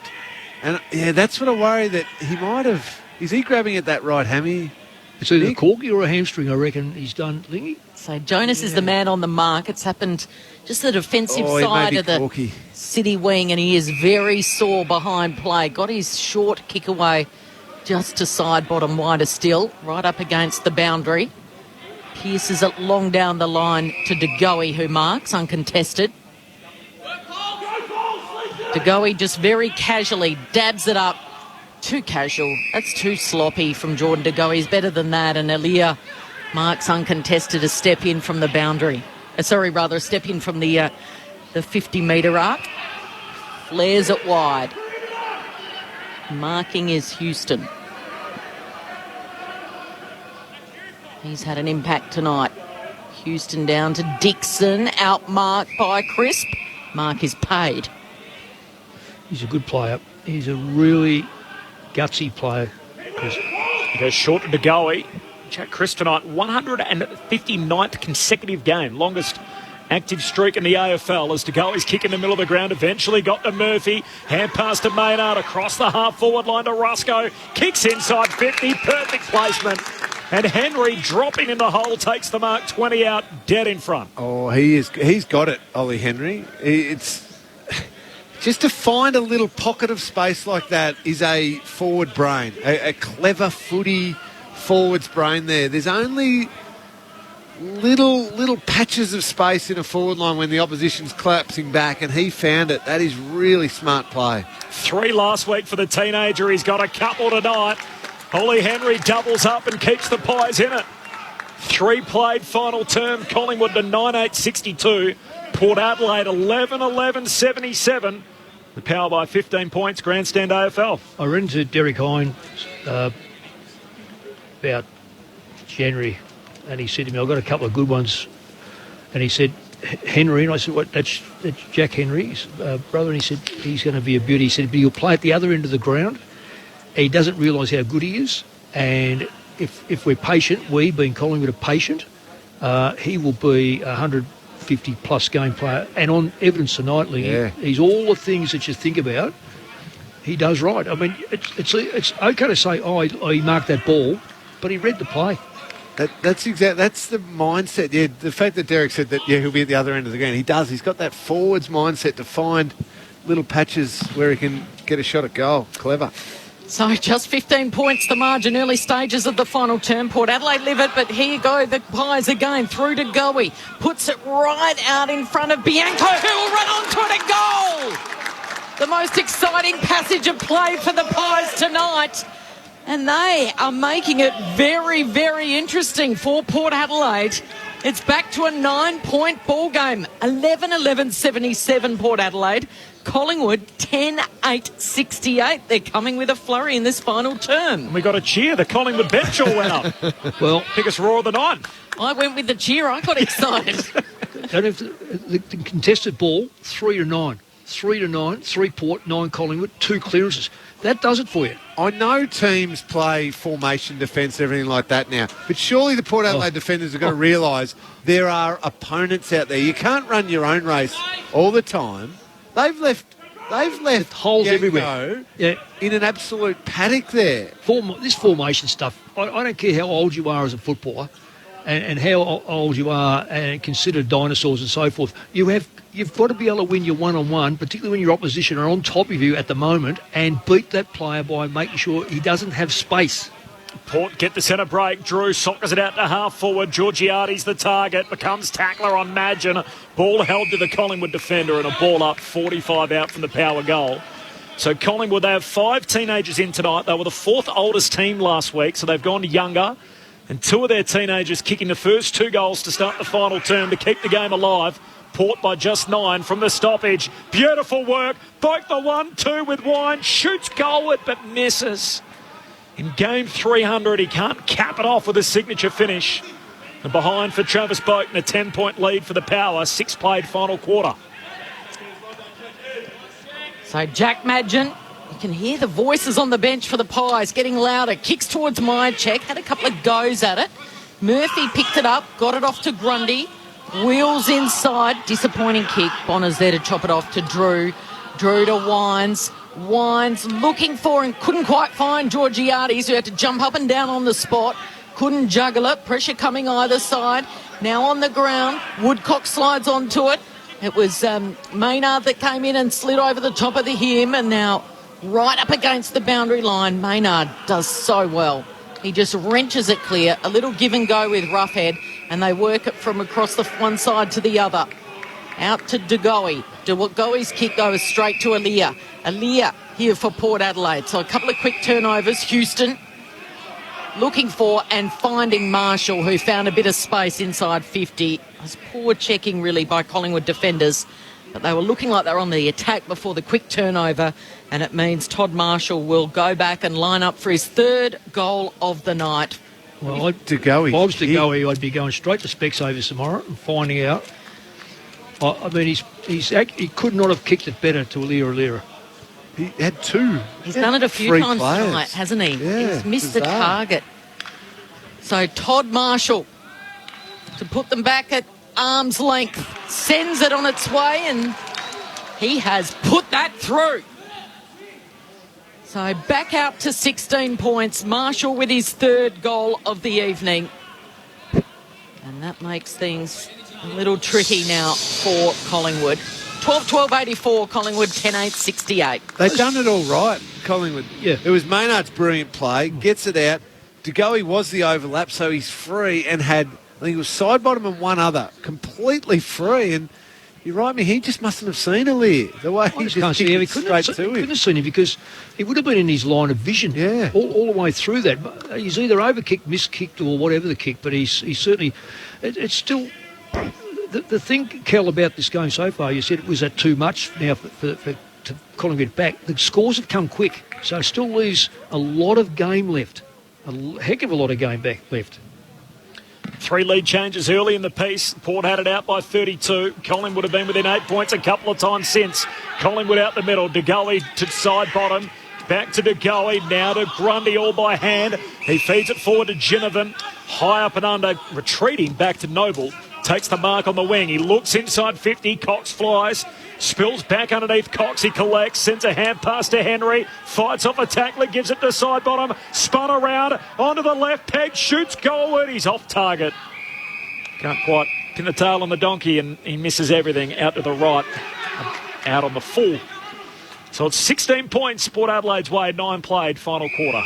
Well, that's just gone the bare 10 metres too, that kick. Yeah, Burne-Jones was very, very short to Burton, and now from one side to the other. Oh, great to kick. Bergman, and Bergman down the line, Rosie. In the blink of an eye, they've gone from one side to the other, and they're working their way forward. Butter's got ahead of Noble. He marks across half forward. He gives it off to Burne-Jones. Delivers long, looking for Dixon. Dixon got rid of his man legally. And Dixon will go back and have a set shot. He's kicked 2-3 tonight. That was rough head again, wasn't it? Was it legal? Well, I don't know if it was rough head this time. Was it rough head? Yeah, it was roughy. Well, he's got a rough head. And he's had a rough night, hasn't he?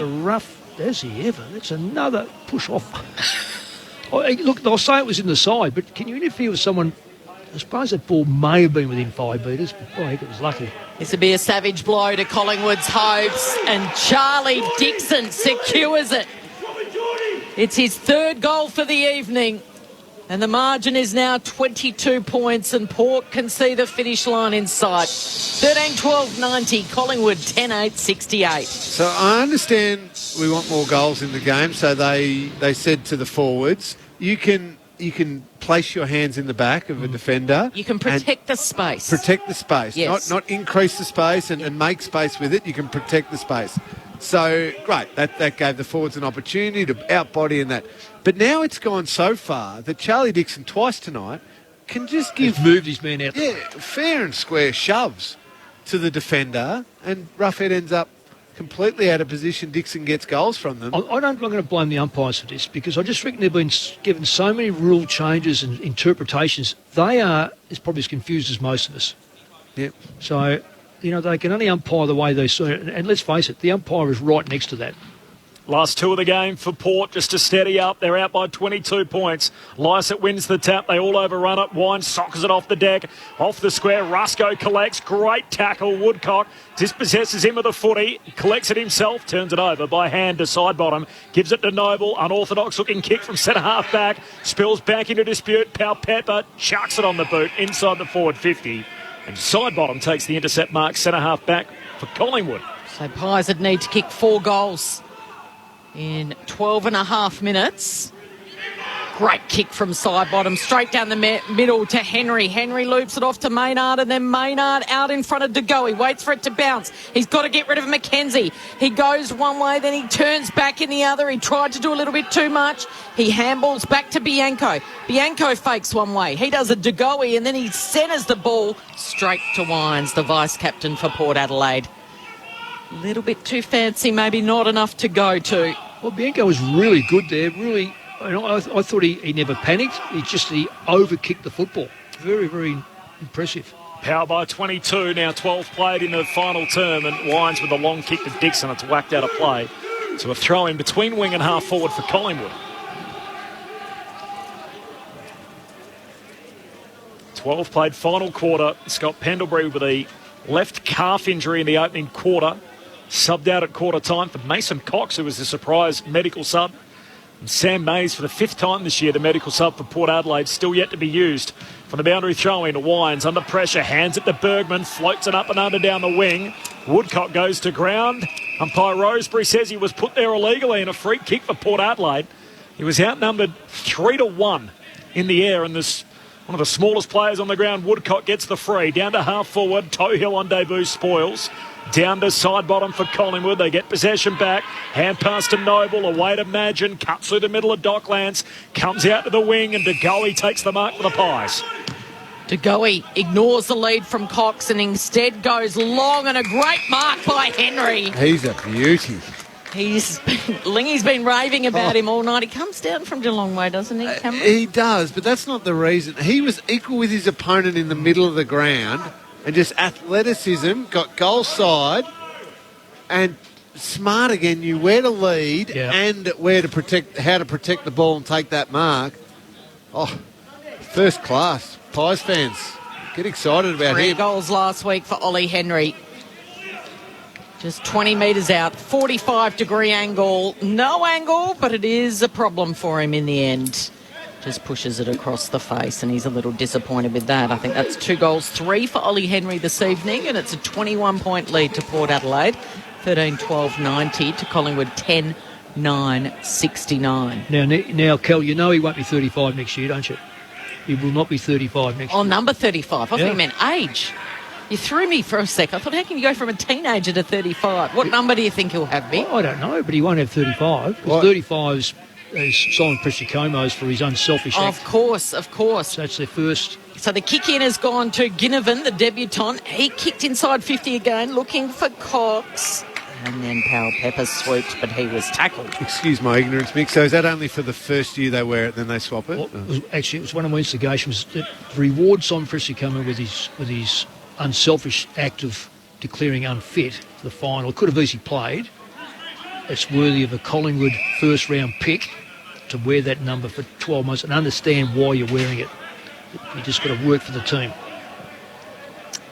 It's a great tradition that you started and that they have continued on with. And he's living up to that number at the moment. So it was a stoppage inside 50 here for Collingwood. Wines is able to steal it away and bomb it long towards Dixon, who's worked his way to the broadcast wing. Collingwood, though, now pounce with the numbers. Rusco back to Cripps. They've got a bit of pep in their step here, the Pies. Roughhead, unkind bounce, had to go and find it. Handball to Madgen. Madgen kicks to centre-half back where Noble marks. Noble wants to get around Georgiades. Instead, he opts to kick and flare it wider still to the City side where Maynard's got it. Had to get down low, Meyer check. It bounced off his chest in the air. Murphy had it. He lost it. It's flicked out at the back. Waiting for it is Wines. Wines now.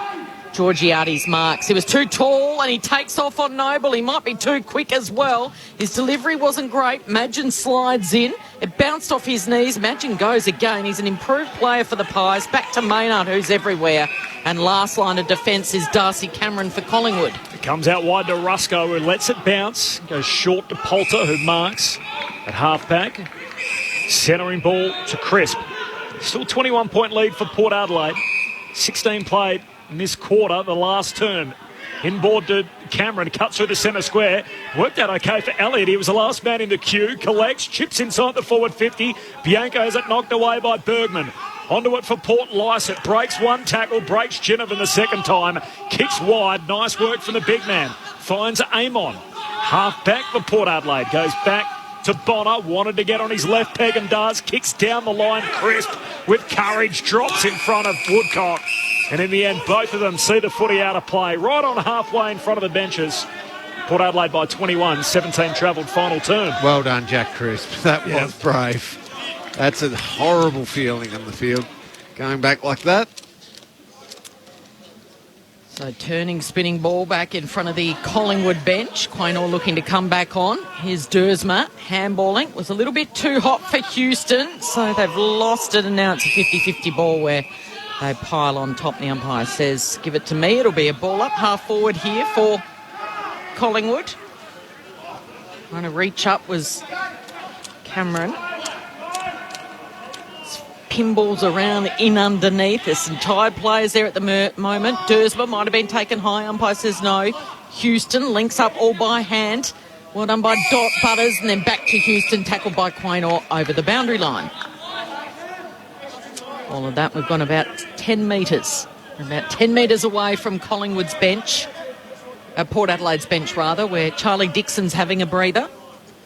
He's kicked 3 tonight. Marshall's kicked 3, and they've got a 21-point lead. Lycett takes it out of the ruck. He kicks right to the arc. Couldn't take the mark, Georgiades, but follows up with a wonderful tackle. And it's held in. Ball up centre half forward here for Port Adelaide with about 7.5 minutes to play. We've gone 19 in this final term. Up it goes. Lysett wins the tap. Boak trying to dance around Crisp. He's caught holding the ball. And Jack Crisp wins possession at centre half back for the Pies. There's a bit of afters too as Willem Drew involved in a scuffle with young Ginnivan. In fact, it's Poulter. All these kids born in the 2000s with the long hair. It's sort of such a fad, isn't it, come through the debutants this year. As we see Port Adelaide win it back here. Marshall forces the turnover, spills to Boak, hits up Laddams, and Big Pete can shoot from 40 out at centre half forward. Yeah, unfortunately, it was for Collingwood. It was the short kick, ball play on. It didn't go 15, but some of them have been paid tonight, and they just set upon Taylor Adams. The turnover was created, and good vision by Trav Boak, as he's done for 300 games. Just hit up Pete Laddams pretty easily. All of a sudden, it's turning into a night out for Pete Laddams. He's kicked 2 already for his third. I absolutely mozzed him. He has missed that. But he was running in that way. He ran in like a right footer and tried to kick it with his left without his right on the ground. It was has just hooked bizarre. that wildly. He missed the behind post by about 10 metres. Yeah. And he heard you. So, you know, there's no crowd. He was listening. He was listening to your call. Yeah, he's 48 right in front. Some of the players have said they can hear the commentators. Well, he obviously heard that. You've got to whisper, Mick. You've got to whisper if you're going to criticise.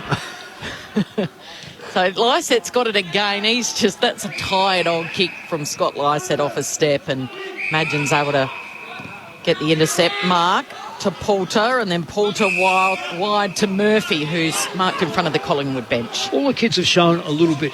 All the kids, both sides. And it's been really refreshing. Nathan Murphy looking in the Aaliyah direction, which is always dangerous. Cocks up over the top, makes a contest of it, but it's all Port Adelaide jumpers. And Amon, Dersma, back to Amon. Very, very casual. They're just toying with the Collingwood defence at the moment. Like a cat toys with a mouse. Houston grubbers it to half forward. Rosie paddles it to his own advantage, then puts it out in front of Marshall. Marshall was pushed as he got a kick away. It was a centering kick. They've got the numbers there. Bonner tried to loop it up to Pau Pepper. Pau Pepper follows up with a big crunch on Quaynor. Maynard's involved. We've said that a lot tonight. DeGoey with a little give and go. His little handball over the top, though, was smothered by Rosie. He goes and gets it again and eventually gives it to Rusco, who kicks down the line, but it's punched over by Houston.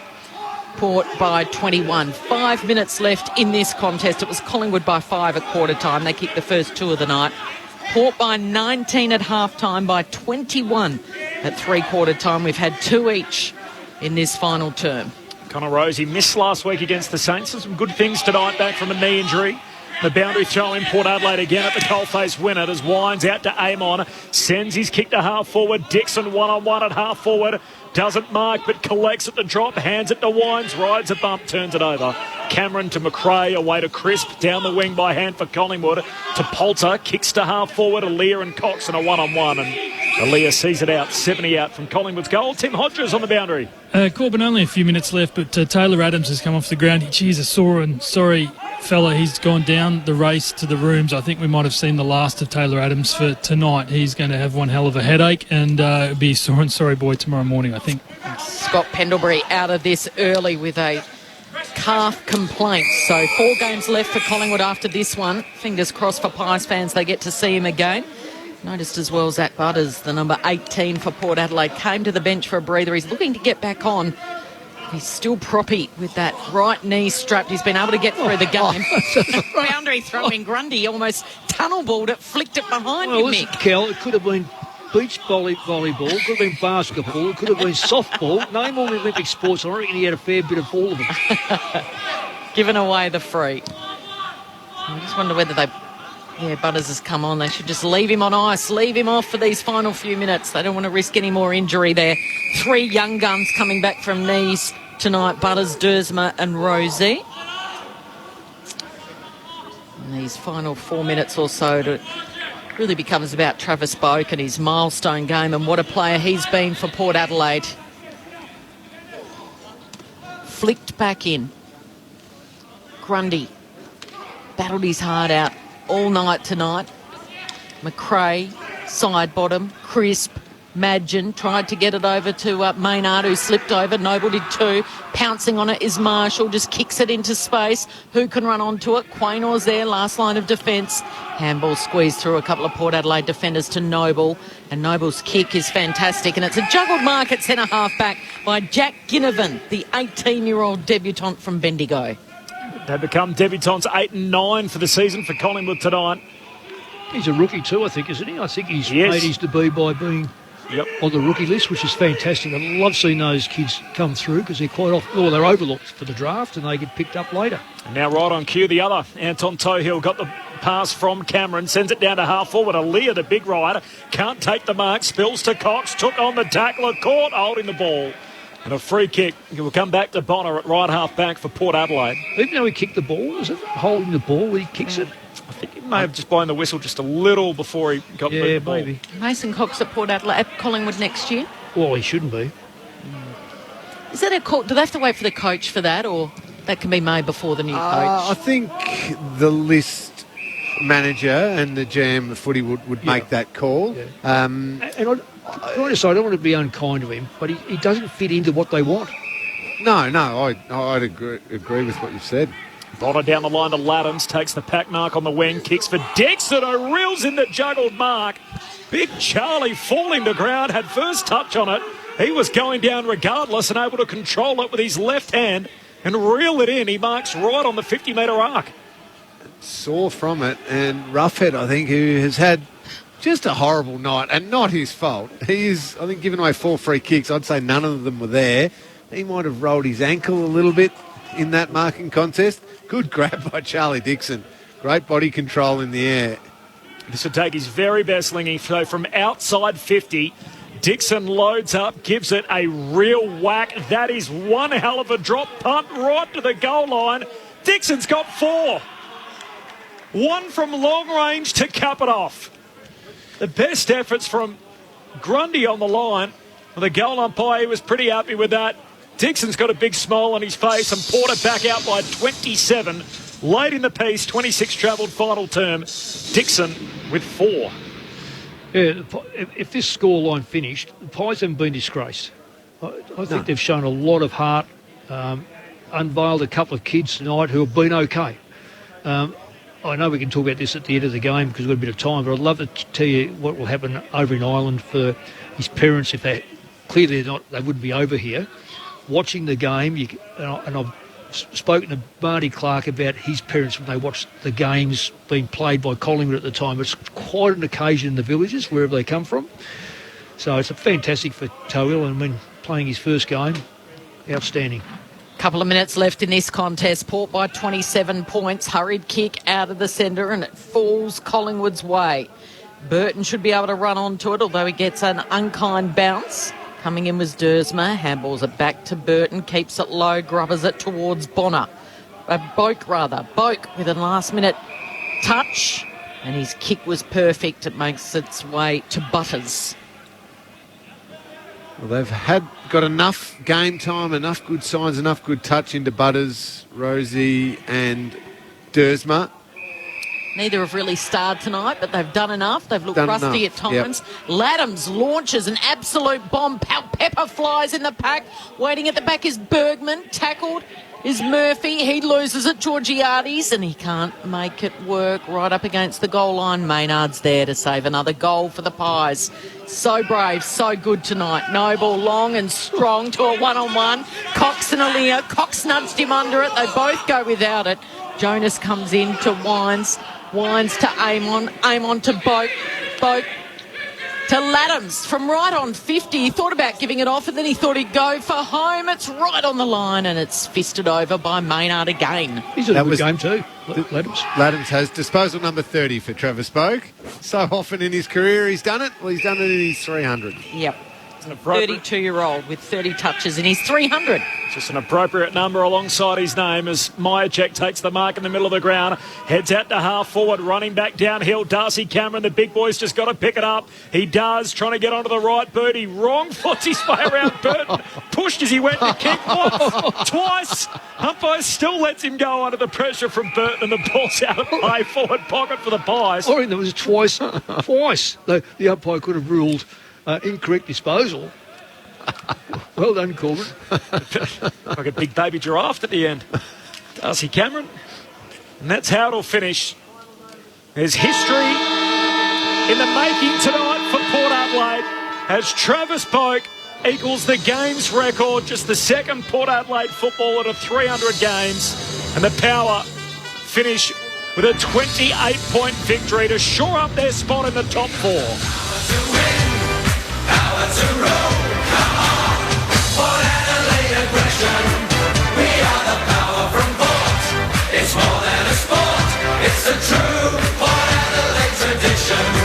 We'll never stop, stop, stop till we're top, top, top. There's history here in the making. We've got the power to win. We'll never give in till the flag is ours for the taking. There were 3 lead changes early in the game. Collingwood by 5 at quarter time before Port Adelaide really broke it open in the second term. They kicked 4 unanswered goals, 6 straight goals in the match to have it out by 32 points. The Pies twice got back within 8 points before Port Adelaide kicked the final 3 goals of the game to run out victorious. It was Collingwood by 5 at quarter time, Port by 19 at the half, by 21 at three-quarter time, and by 28 in the finish. Supporters standing tall, true believers, one and all. We got the power to win, power to rule. Come on, Port Adelaide aggression. We are the power from Port. It's more than a sport. It's the true Port Adelaide tradition. We'll never stop, stop, stop till we're top, top, top. There's history here in the making. We got the power to win. We'll never give in till the flag is ours for the taking. Travis Boak with 30 disposals in game number 300 becomes just the 94th man in VFL AFL history to get to the milestone. He played Collingwood in his 250th game. They lost that night here at Docklands. They're on the right side of the result this evening, the 28-point victory over Collingwood. Mick Malthouse and Cameron Ling, immediate responses to that, a 28-point win for Port. Just to solidify their place in the top 4, still a game clear of their challenges, regardless what happens this weekend. Solid win by Port. Did enough in moments in the third and the fourth quarters to just make sure they won the game, but not overly impressive, I wouldn't say, Mick. Good to get some runs into those key players that we spoke about, but nothing unbelievable about Port Adelaide. What I would say is some good signs from Collingwood. They go down and they go down by 28 points. It looks nice and comfortable, but their effort was there. Some of the kids continue to show wonderful promise, and that's what they're building towards. Strange calls with the sub of Mason Cox and having to use him early with Scotty Pendlebury going down, but let's park that for a second. I would say, despite the loss, a lot of positive signs for Collingwood, and for Port Adelaide, Mick, they did enough, and they win, and they continue their top 4 hopes, but nothing overly impressive about it. Just got the binoculars on Scott Pendlebury. He's got the big thick tracksuit top on out there. He's got the strapping around his left calf and he's limping, but he's made it all the way out to the centre of the ground where he's making a beeline for Travis Boak. They've just had a quick handshake and they're there just exchanging some nice words. And he also went over to Jonas, the captain of Port Adelaide, and they had a little chat, and that was clearly to organise a guard of honour to see Travis Boak out there. Still no Taylor Adams. He's down in the rooms with an injury concern. We thought it might have been maybe a concussion, but good to see Scott Pendlebury make his way over to Travis Boak, and now they part, and Scott Pendlebury will take his place on the end of the line for this lovely moment that no one gets to witness live. But Corbin, you can bring us all the details and describe what we're about to see here. A special moment for the surfer from Torquay. Well, it's most unusual that we're waiting for Ollie Wines to be the last one there. So he was engaged with the TV commitments, and now he's going to go and give his former captain a bit of a cuddle in Travis Boak, who he's played so much with, and it'll be Wines and Pau Pepper to carry off Travis Boak, who captained the club for many years, played in a grand final in his first season back in 2007. And all these years later, in 2021, he's made it to the 300-game milestone. You could argue the best footy of his career has been after the age of 30. The 32-year-old will lead the team off the ground. Empty stands, but warm applause from both the Collingwood players and the Port Adelaide players in the Guard of Honour. Just 93 other players have reached a 300 milestone in VFL AFL history. He equals Kane Corns tonight with an even 300 at the top of Port Adelaide's games record. Well, let me say congratulations to Collingwood. I know this happens with all clubs now, but I think it's just outstanding to see sportsmanship, the camaraderie of AFL footballers now, and I know it's sport-wide right throughout the world, but just to witness Collingwood lowering the colours tonight, standing there applauding a player who thoroughly deserves the accolades. And I take my hat off to players and clubs who get this organised, because I just think sport is the winner of all this, and it's fantastic.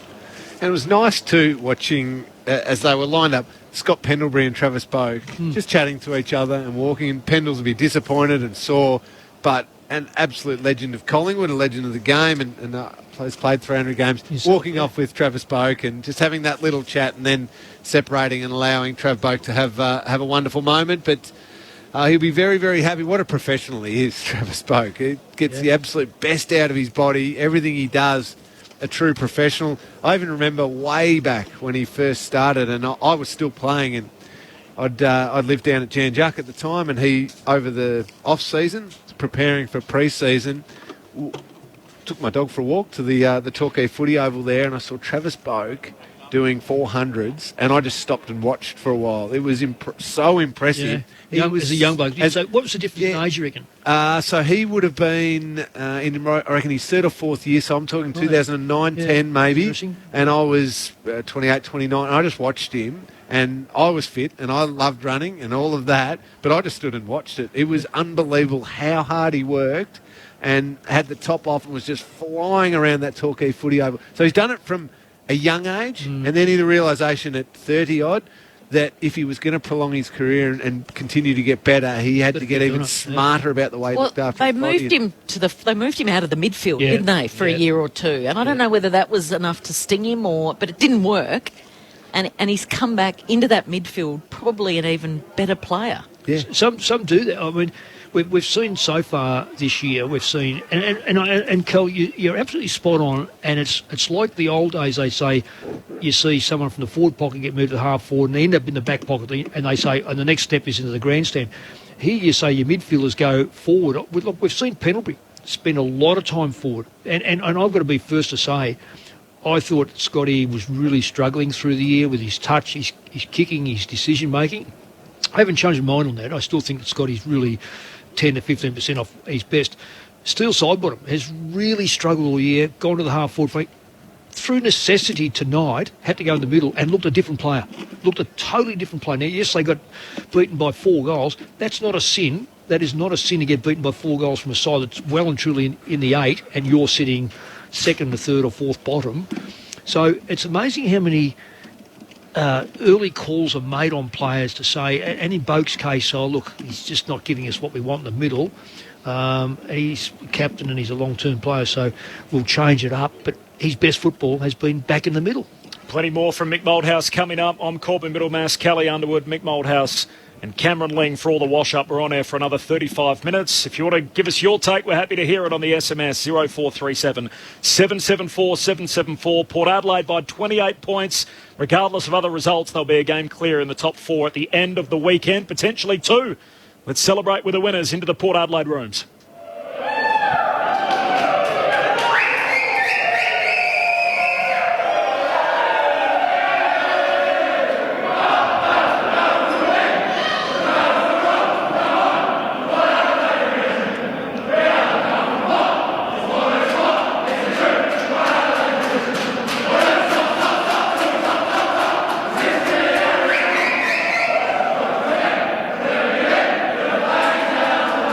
Wow!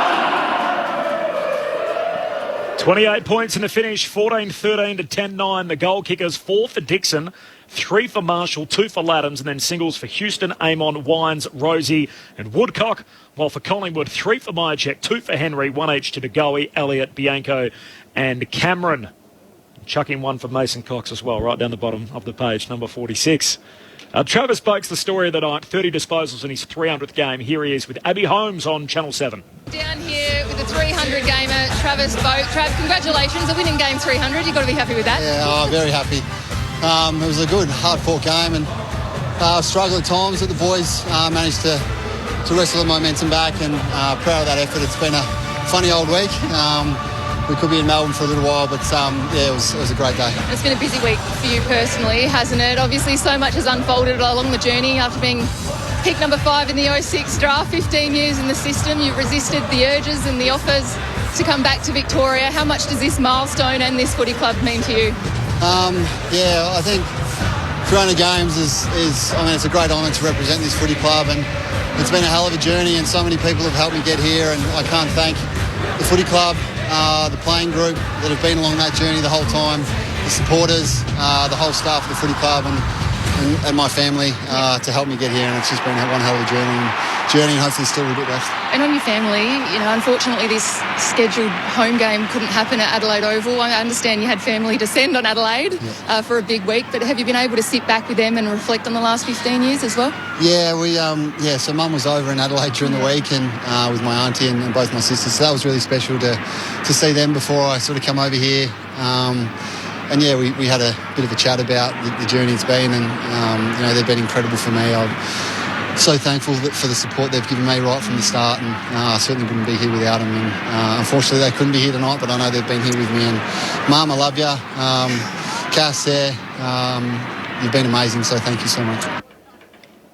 Travis Boak with Channel 7 a short time ago after playing his 300th game, 30 disposals for Boak tonight. So they get themselves to 13 wins, Port Adelaide 13-5, an equal record with Geelong and the Western Bulldogs, of course, with those two teams still to play this weekend. But shores up a spot in the top 4. We know their best has been a little short of the top teams in the competition this year, but I guess they give themselves every chance now, Lingy, with getting some players back over the next couple of weeks. Well, and what they're doing is they're winning while they're buying themselves time for exactly that. They're not playing their best footy. They weren't overly impressive last week against St Kilda. They weren't that impressive tonight, but they get 3 of those players back. They'll get more games into them if they can find a Robbie Gray back or a couple of those other key players.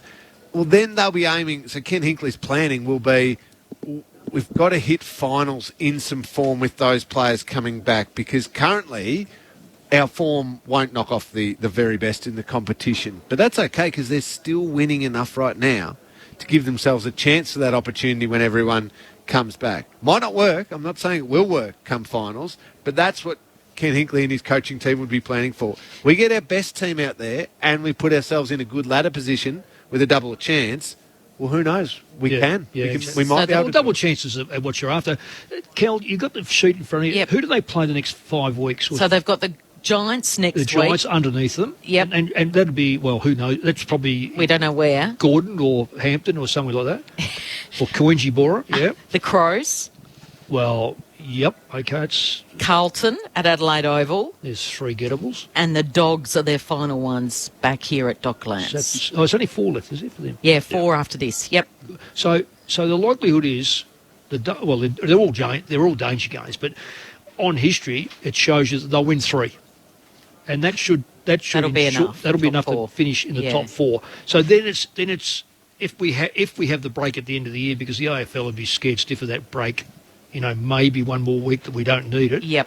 So if that's taken away, and take this into account, Mick, Fantasia back 1 to 2 weeks. Yeah, he's got to get back. He's got to get back, and I reckon they probably need him. Yep. And Robbie Gray 3 to 4 weeks. Yeah, well, that's right to the So that's titles. borderline, isn't it? Yep. Motlop was an ankle, 4 to 5 weeks. Well, and that's the main ones that are out. Yeah, I reckon Lingy should handle the Motlop because I'm very critical of him. Yeah, and that's unfortunate because that's why I see it. But if they get, so they've had Butters, Dersma, Rosie tonight. Can I just stop? Fantasia and Gray jump in there before finals. Right, the first 3 you mentioned, because Lingy said how good Collingwood were with the kids. to me, the bonus, and you said that they're the bonus tonight, the bonus for me, for Port, are those three kids. One game, they get the second, get their third, fourth and fifth intact and over the soreness, because I think, Lingy, you said at one stage their butters looked like he was still sore. When they were playing their best footy, those three kids were playing. And Rosie at times had his touch, a couple of little moments of class, not fully what we expect of him, but just little moments of class. That's it. So can they still win a premiership with those three in tonight, Fantasia and Gray returning, and a top 4 finish? I reckon good sides rip the middle out of them, the middle of the ground out of them. We'll come back to Port. Scott Pendlebury, the captain of Collingwood's been good enough to join us on Grandstand AFL. Scott, hard luck tonight. Appreciate your time. Yeah, thanks. Thanks for having me. First of all, we saw you with some strapping on your calf. Can you tell us, I guess, what is the injury? How are you? Yeah, I'm not too sure what it is. I've broken my leg before, and it was a little bit similar to the pain I experienced with that, except for the last time I went back on and tried to play through it and then ended up breaking it. So, it's really sore around sort of the bone in the middle of my leg, and the muscle around that as well is really tight. So I tried to run a few times or kick, and it just didn't sort of feel right. So, I thought I'd be a bit wiser than what I was 10 years ago last time when I went back out and then ended up breaking it. So hopefully it's not broken, but we'll get a scan tomorrow and see. Was that in Sydney, Scotty, that you broke that? No, it was in the final against St Kilda in 2009. Right, because you actually broke your leg, didn't you, in Sydney as well? Didn't you? Very early in the first quarter. Yeah, that was a medial. Did my knee. Right. Good memory. Yeah. Can you take us through, I guess, the process, Scott? So when you first felt the injury and then you came off the ground and we saw you doing I think you actually went back on and then ultimately were subbed out of the game at quarter time. What are the conversations you're having in those moments? Yeah, so I come off straight away. Initially just thought it was a bit of a corky in sort of the front of my shin, and then I come off because it's my turn anyway to get a rotation, come off, and then just said to the doc, can we go downstairs, have a look at it? We had a quick... we've got the sort of machine that can scan it down there, and it all looks pretty clear, but then functionally I just couldn't put enough pressure on to change direction comfortably. It felt like I sort of had to hop to do that, and then I tried to have a kick, and I couldn't put even the weight of the ball through when I wanted to kick. So we just made the call then to pull the pin and get Coxie out there, and we'll assess tomorrow with a scan. A nice like-for-like replacement, Scotty. I know as the captain of a team that's going to play the kids over the next 4 games that you've got left, but when this happens to you, does it sort of run through your mind that you might be put on ice for the rest of the year? I haven't thought about it. I think tomorrow, once I get a scan, if it's bad news, there's still definitely ways I can influence around the place Monday to Friday, and I'll be shattered if I can't get out there. Every player loves playing regardless. We don't have, a hell of a lot to play for in terms of final, but I feel like we've got a lot of developing we can do over the next month. So hopefully it's good news on that front, and I can continue playing. And just with some of those kids, Scotty, I mean, Ollie Henry was one tonight that, and probably last week as well, that we're getting excited about. Are you getting excited? Like, do you feel that? Do you sense, as you said, I understand that you'd rather be playing finals and doing all that, but does it get the older guys excited when you see, okay, these guys aren't just getting a game, they're actually, they could be pretty good, and maybe pretty good in a hurry? Yeah, absolutely. And I think, I'm not sure if you've seen the video, but when Anton got announced, the Irish fellow that played tonight, for his debut, it definitely brings a lot of excitement. I think we had 10 guys out there under 21 years of age. So the guys can play, and they've been really, really good all year training, and, they've really had to earn a game. But to see, as you said, Ollie Henry tonight kick 2 goals, 3, Finn McRae around the footy, Trey Rusco off half-back, there's a lot of signs that you see, and as young kids, they're doing really well. They're working really hard on their game, and they just need the experience. They need to play, and they need to get that time and those up and downs that footy brings. And then, as you said, though, I definitely feel like a few of those guys will definitely play next year and impact, hopefully, in a finals campaign for us. Really enjoyed the nice moment, and credit to Collingwood and also yourself. Just walking off with Travis Boak for a little bit, having a chat to wonderful players, and both 300 game players, of course. Maybe just a word on Travis Boak to our audience. I know it's hard when he's just been on the winning side of the ledger, but he's been a wonderful footballer for Port Adelaide, hasn't he?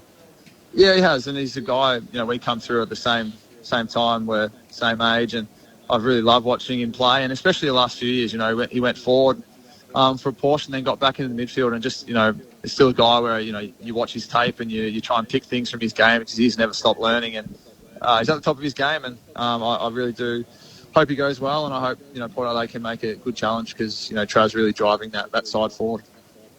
Scotty, I've seen a lot of Collingwood this year, whether it be here live or on TV, and it just appears that yourself and Steele Sidebottom are spending a lot more time forward. Is that a sign of the times, or is that, I'm not going to say it shouldn't be lack of confidence in you guys, or are you trying to blood more players through the middle? But interesting enough tonight, when you went down, then Taylor Adams was off the ground for a while. Steele Sidebottom spent more time in the middle, and he looked like Steele Sidebottom of the old, his touch, and he got near the football and he created opportunities.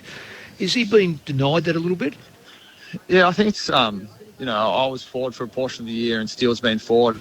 I think the reason being with that is we're so young in front of the ball that we need some leaders down there. And, the plan for me and Steele tonight was to flip a fair bit between middle and forward because we feel like he's been stuck there trying to lead, but he's not influencing the games that we know that he can. And, as you said, as soon as I went off and I come back and watch, you can just see Steele cover the ground, and he's always the next midfielder to the contest, and he runs so well. So, but we just need some leaders down there, and we're so young, and we've got to find a way that we can balance that better moving forward for sure.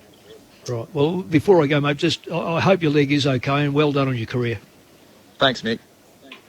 Scotty, Taylor Adams, have you got an update? What happened with him? Yeah, he got poked in the eye, and then. He's got a pretty bad migraine, so he didn't finish the game, and he's in with the medical staff now. So he was playing really well too until he got that poke in the eye, and then he just had blurred vision and bad headache. So it doesn't help when you lose him as well. And just a final one, there's obviously a process underway to appoint a new coach. As the captain of the club, are you across the process, how it's tracking? Do you have an opinion at all involved in this process, or have you got absolutely no idea what's happening? No, I've got some idea of what's happening. I've definitely asked the question about just more for my own development, something that I want to do in the future. So I asked how they go about it. So yeah, I've got an understanding of how they've conducted the search and what they're doing. But yeah, I'd say I've got sort of fingernail deep knowledge of what's happening and trust the powers to be to make the right decision. And just final one, Scott, if it is as bad as you fear and you have broken your leg and it's the same injury that you've had previously, what does the recovery look like for that? Last time was pretty straightforward. I had surgery the next day and got a plate put in, and then I was sort of fine, 5 or 6 weeks later. So if it is that, I sort of know what's in front of me, and but fingers crossed it's not. I hope you're wrong, Scott, absolutely, and that feeling that you've had previously isn't a forerunner for what's to come. Really appreciate your time after the loss tonight. Thanks, guys. Thanks. Scott Pendlebury, what a pro. 334th game tonight, but fears a suspected broken leg, which is a similar or an injury that he's had in the past. We were thinking ankle and then possibly calf, and now all of a sudden what could be a potential break and season over. I'm interested in that piece. Was that piece of machinery around when you were playing? I just don't recall seeing anything there, because he said it got scanned very quickly. So is that something that is new?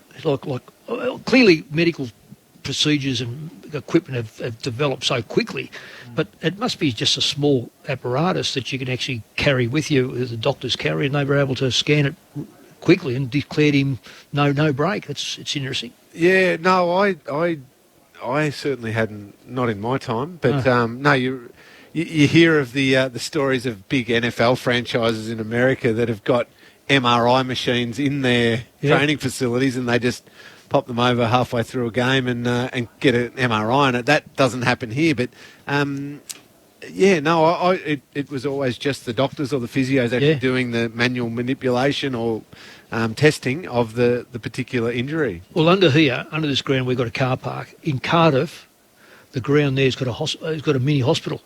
Under the ground? Yeah. Wow. Instead of the car park. So they just go straight in for the scan. Well, it's for public as well because the ground is so in the middle of the city, and if something happened, they can actually get all sorts of medical equipment and medical people there. Port Adelaide winners by 28 points. One of my favourite players in the game is Zach Butters, who made his return tonight in a third season Port Adelaide superstar. He joins us on Grandstand AFL. Zach, congratulations on the win. Thanks, boys. Thanks for having me on. Must be nice to be back out there. Yeah, it was just really nice to get through a full game for once. I think, it's been a long couple of months personally for myself, and, been getting injured a couple of times. It's main thing for me. I wasn't too focused on how I went tonight. I just wanted to get some confidence back in the body and get through an AFL game. So, pleasing. I wanted to ask you about your confidence. We saw you pre-game, you were doing these extensive sort of run-throughs on the wing, and at different times tonight, you sort of looked a little awkward in your landing. How much confidence do you actually have in your body, having only played, I think, one game now since round 4?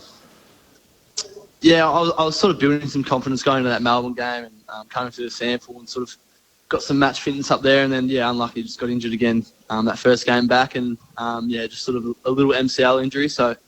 it's something I'm still building towards, and I'm sort of good enough to get out there, so haven't got too much time in the waist, and it's sort of something you can play through. So I think with the way we're going and building the finals and stuff, so just got to get out there and start getting the body rolling and start playing some good footy. Zach, well done tonight. With a medial ligament injury, do the doctors give you any instruction? Do they say try and avoid particular things, or is it just try and clear your mind of it completely and just go and play because you can't afford to be thinking about any sort of injury? Yeah, the doctor's pretty... If you're going to go out there, I think, you know yourself. If you're going to put your hand up and say you want to play AFL this week, I think, you can't go out there protecting yourself or worrying about injuries. I think, I'd hate to go out there and play that way. So, when I'm out there, I'm pretty much full knacker and no holding back. So, it was a little bit proppy, but it didn't really stop me too much, and I felt like just a little stepping stone. And like I said earlier, it's so nice to get through a game, and hopefully I can just build from here. On tonight's game, and maybe a little bit last week, and understanding that you didn't play in it, but I'm sure you would have been part of the review.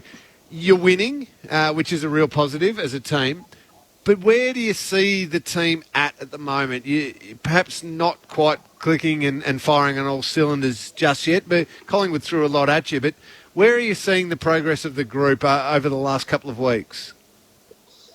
Yeah, like you said, we're probably not playing our best footy or the exact kind of footy you want. I think in the next few weeks, just our composure and ball urgency, you probably saw tonight that we probably kicked ourselves out of it stages and turned the ball over, and probably tried to play a bit too quick at stages that let Collingwood into the game, and they were able to rebound and attack off our turnovers. So, just a little bit of stuff there, and I think a pretty key thing with us is if we don't get our contest work inside right and around the ground, it's sort of hard to win any AFL game this week. So, there are a couple of little things that we think we're still building towards. We personally know inside the four walls we're probably not playing our greatest footy, but if we just keep building and hopefully build some momentum going in the back half of the year, that things will click and we can get rolling. Zach, I love the way you play. Absolutely love the way you attack the footy. Now, I've got to say, you're only a young fella, so it would have been only a couple of years ago that you would have been admiring some type of player and maybe setting yourself to play like. Is there anyone in particular that you sort of have had as a hero type that you've followed? There's a few. I think growing up, I like watching Toby Green play and just his ability to go in the midfield and go forward and kick goals. I think, he's really one I like watching play. And then, just guys like Robbie Gray, I think just like watching him play as well. And they're two I looked up to growing up. And, it's good to have Rob at the club now, and he's taught me a lot. And I think, even Chubby threw in the game this week and just learned off him and how hard he works and stuff. So, it's just looking up to them guys as being good. But, I like watching Toby Green play footy.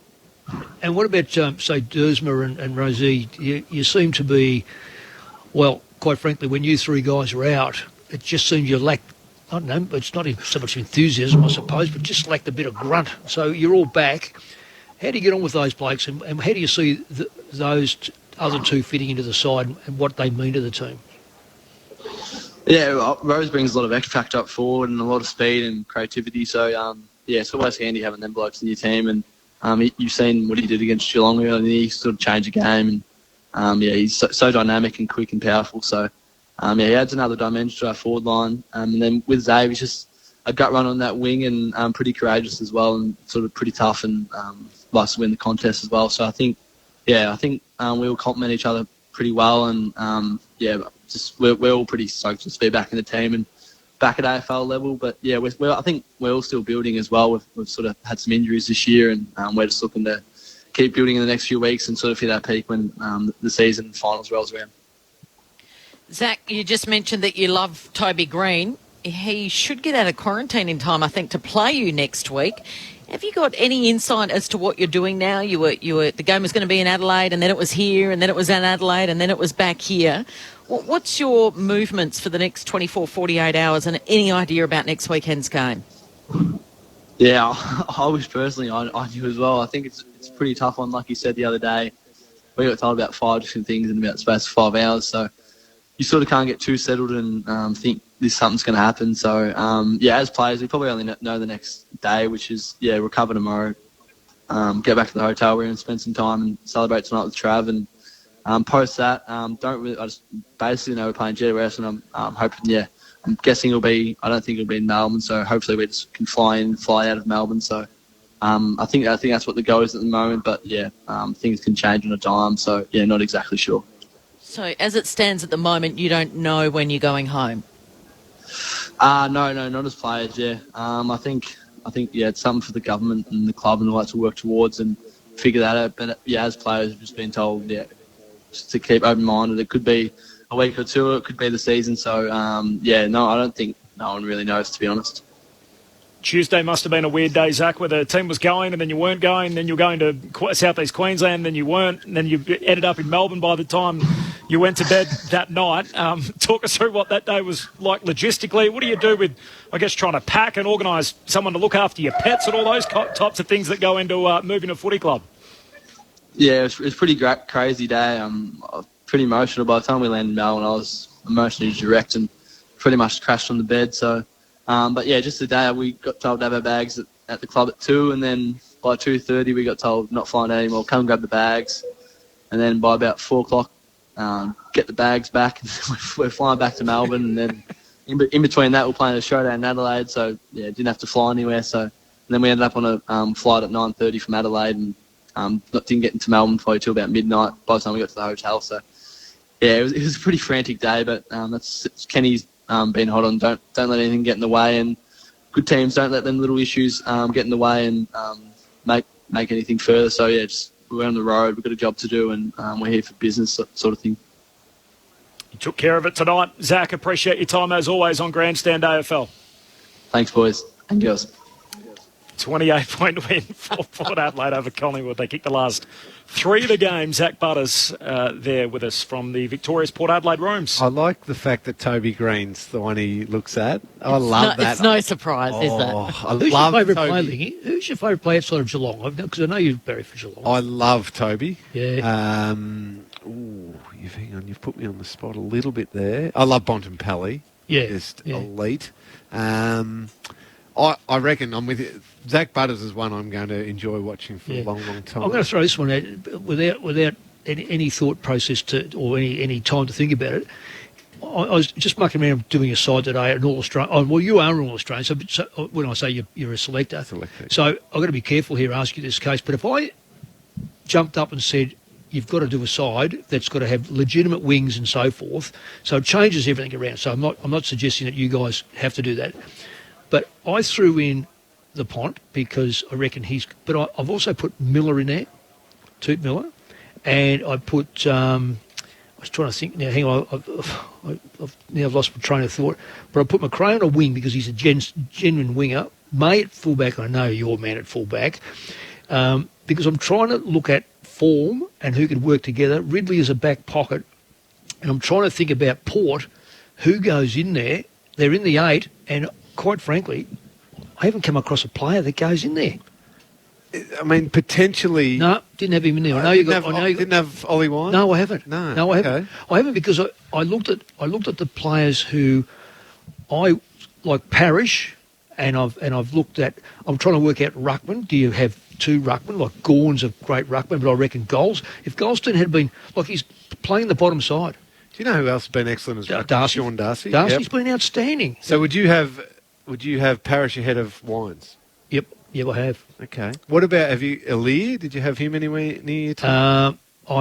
Because I've got Ridley back there and I've got Stewart back there, I've tried to balance it out with mediums as well to get the balance right. This is only my little make-up side, because what I wanted to do was make sure that it could play together. Jake Lever? No, not in the fit. Not in the fit. I like players who can win one-on-one and not have to be, let someone else take their man, or the man that's not good enough and he takes the mark. That's why I've gone May, because I reckon he is a legitimate one-on-one key back. Christian Salem? Had him early in the year, dropped off him. Okay. Have we got any programming for the bye weekend? Because you could just do 6 hours of Mick and Lingy talk about the All-Australian team. See, look, McGovern stands out, but I haven't got him in the side. Because No. He's not in this year's. And I haven't got Kennedy. I've got Mackay at full forward. Who's your other key forward? I'm intrigued with this I put Buddy in. I put Buddy in as a... Wow. Because I'm picking the side to win a game of football. He still scares people running down the race to go, we've got Buddy today. Not many other forwards have that X factor. If you've got a player like Harry Mackay who's kicking lots of goals, you complement it with a player who kicks goals but also selflessness. Does Tom Hawkins come into your conversation? I thought very much of Tom Hawkins. I'm trying to get Geelong players in there because I reckon... Because to me, when you look at their midfield... I think Duncan, he's been out for too long to pick in that side. Yep. But Duncan is their glue at the moment, and he's going to be an X factor when he gets back because he hasn't played for so long. But and then you look through the side and go, well, there's so many. Geelong is so even across the line. I thought of Norton there at one stage. So I look at a Dale as a half back in preference to a Daniel. So I've got Dale as a half back. Because I just think that they get forgotten. They're really forgotten players, but they've held up as a half-back. Your point is well made about Port Adelaide. There's no... So I think Wines and Alir have got to be in the conversation. Alir, yes. I don't... Wines is too much... He's not polished enough for when I look at the others. So I haven't got Petrarca in there. You haven't got Christian Petrarca in there? In your All-Australian team? In my... Well, you look at this middle. Let's have a look at the middle. I've got Gawn, or I've got Goldstein. Gee, this is going to be controversial when I drop. Then I've thrown in the Bonds first. Yeah. I've got in there Miller, because I reckon Toot Miller, I reckon he ahead of Petrarca. I've got him in there because he defends and I'll see him in the back pocket and I'll see him in the forward pocket. So I see Petrarca very good here and maybe going forward. He's got to receive the ball in the back half. He's receiving the ball in the back half. He's not getting the ball in the back half. He's not helping. He's helping out as a receiver. Is he one of the best top 5 players in the competition at the moment, Christian Petrarca? Well, yes. He's in the top 10, but he's not in my... In your starting midfield? Or your starting... I could have him on the bench easily, right. But I haven't got him in the mids because I'm trying to think... Is Clayton Oliver there? Clayton Oliver's... It's either him or Petrarca. Because, see, Oliver has his days too where he's very good and then he can be, I'll flip the ball around and I'm going to be a 30 hand-pass player and Melbourne get beaten. Hugh McCluggage? No, because he's finishing. When are we seeing the team? Well, I've actually put it in the bin, but I can easily resurrect it. Because in the end, I was leaving all these blokes out. Thinking, Mick in lockdown, how many hours did that pass? No, that was when I was doing the Sudoku. I was sort of in between. During the Sudoku? You might find me just going through Mick's trash. Just trying to find the news flash is Buddy's in and Petrarca's out. That's what we make. Jackie, the Crows fan off the SMS. Hi, team. Congratulations to Travis Boak on his 300th game. He's a lovely fellow considering he plays for the opposition. Best wishes to Travis. And one from Nick. This is for you, Mick. Scott Pendlebury's a good communicator. Is he a future coach? He said something tonight. He did, didn't he? And I'm delighted because he can think through the game. You've got to have a little bit of hardness about you, and you've got to be able to not take prisoners at the right time. He does all that, and he understands the game. So, is he better suited to be a coach or a GM of football? Because he could do either in my eyes. No, I think he'd coach. I think he could coach. Should the captain be consulted during this process? Should they go to him and say, look, we're weighing up between Mark Williams or Adam Kingsley, or should the captain have a say? I think a 25-year-old captain, but a 33-year-old captain who's just about finished. I think it's important to inform him, but I wouldn't be. I'll tell you one thing that you do as a coach. Every now and again, you say to the leaders, "Come in and pick your side. Pick your side." And you look at it and you go away. I'm not going to do this for another year because that is the worst. That's the most disgraceful side I've ever seen in my life. They do not pick good sides. They pick their mates. They have 21 on-ballers. If they're ruckman, they have 21 ruckmen. They just don't get it. Did Bomber ever do that to you, Lingy? He would consult us about a couple of positions in the team, yes. On your question about asking about the coach, we were asked after Bomber finished. Oh, right. Down to 3 people. It was the leadership team, or a couple of members of the leadership team. I think there was 4 of us in the room. We said, we completely trust your decision-making. We want to continue to win. We understand that eventually there's going to want to be some younger players coming through, so we want someone with an eye for the future, but we believe in ourselves that we are good enough to go again, so we want to win. You pick the best coach for us. Even though 2 of those coaches who were down to the final 3 were former assistant coaches of us and very, very close to us as a group, we didn't want to. We said, we trust you. You make the best call for our group so that we can be the best that we can be. Parish. That was my other one in the middle. I had to get that in before the news. Ahead of Petrarca. Yeah. Parish. Running power. Yeah. Port winners by 28 points. They did break it open by 32. Start of the third quarter, Collingwood twice drew within 8 points and Port steadied with the last 3 of the game. The votes, Lingy in the ABC Footballer of the Year. I thought we were going to get an extension for an hour. I want to keep asking Nick about his... find out who's lighting the flame. Yes, Lingy. true. So I'll be very quick. I'm going to give Trav Boak 1 vote. Call me whatever you like, but I don't care. He's getting in there. A romantic. You're a football romantic. Jack Crisp was outstanding for Collingwood tonight. 30 disposals, was brilliant. 13 marks, gets the 2 votes. And I'm going to give Ollie Wines the 3 votes. I just thought in the middle of the ground there were crucial moments where the big bull just put his body on the line, kicked a goal, had the 30 touches, was huge for Port Adelaide. But Mick doesn't have him in his All-Australian team. Not even in the discussion. No. You know what I said tonight thinking about Grundy? Grundy had 20-odd possessions. 27. And when you've got a ruckman, when you've got a mid-out, nothing wrong with putting him in and around the ball. That music means wind up. He's up to 20. I'm picking my side, Kel. I'm going through his trash this week. Ollie Wines is up to 23 in the ABC Football of the Year, so he's 3 behind the leader, Marcus Bontempelli, with his top votes tonight. Thanks to Mick Moldhouse, thanks to Cameron Ling, thanks to Kelly Underwood, thanks, Corby, to Tim Hodges, to Con, and to Stu, to Andrea back in the studio. That's it tonight from Docklands, a 28-point win for Port Adelaide. Tomorrow, Matt Clinch will take the reins for the lead, which is from 12 noon Eastern, and then a cracking day of footy, of course, Sports Talk from 10 out west. The footy starts with Carlton and North, then it's West Coast and St Kilda, and Melbourne and the Dogs for some, Adelaide and the Hawks for everyone else. The Power winners tonight in Travis Boak's 300th. Tune in to Nightlife with Philip Clark and Indira Naidu. Experts estimate that maybe half of the way we communicate is through non-verbal signals. How many of these signals are deliberate? Thought-provoking conversations and discussions to get you through the night. We're all creative in our own way, even if you don't think you are. Well, we've gathered some of the world's best creative minds to help you unlock your potential. Nightlife, every night from 10 p.m. on ABC Radio. ABC Sport Digital Radio, your home of cricket. Hello, Australia. Konnichiwa, Australia. Welcome to Dodging Armageddon. Dodging Armageddon to. Welcome to Tokyo 2020. Now, even bigger and better in 2021. Let's cross over to 2 Aussies camped on the business end of a chopstick, poised to take the gold medal plunge into the miso soup. It's rampaging Roy Slavin and H.G. Nelson.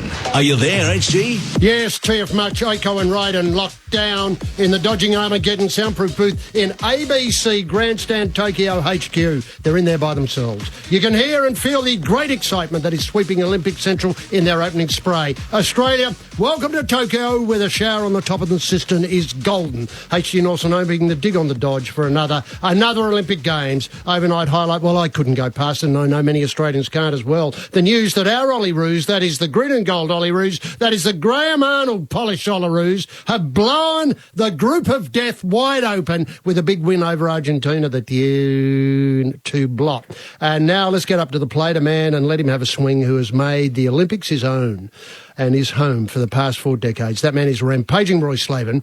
Roy, what highlights caught your eye since you've lobbed T-side Shintaro? Yes, konnichiwa, HG, and fabulous to be in Tokyo again. I've always loved Tokyo. I love the Tokyo people. I love the Tokyo vibe.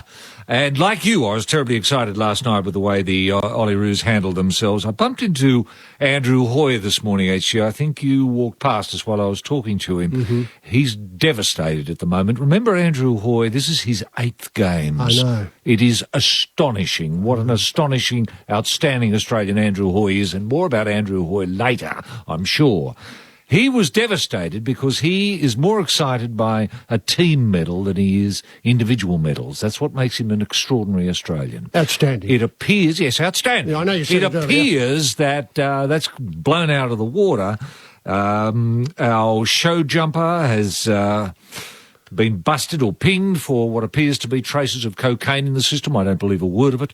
We'll look at the science of it perhaps a little bit later on. I'm sure his B sample will prove negative. Mm-hmm. However, on the hard on the heels of that, one of our horses was not put into quarantine correctly or for a long enough duration and has therefore been eliminated, and this has blown our chances of a team medal at this stage, it would seem, out of the water. Andrew Hoy is devastated, but as they say here in Japan, Australia, Seiko!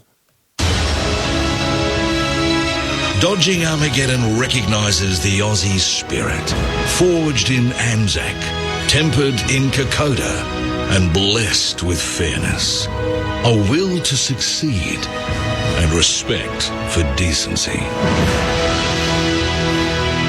Now, the opening ceremony awaits us, Roy. Obviously, I know I'm very nervous. I'm nervous for the whole Japanese experience. Remember, this is going to be without a crowd.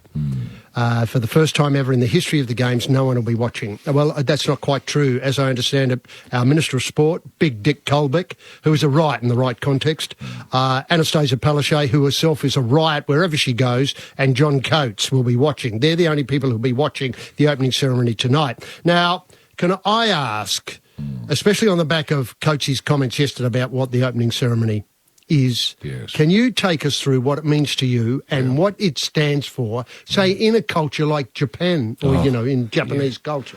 It's very hard to get your head around, really, HG.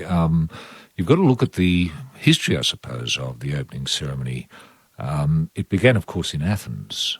The opening ceremony in those days, all would gather, all the athletes from all over the land would gather before the emperor.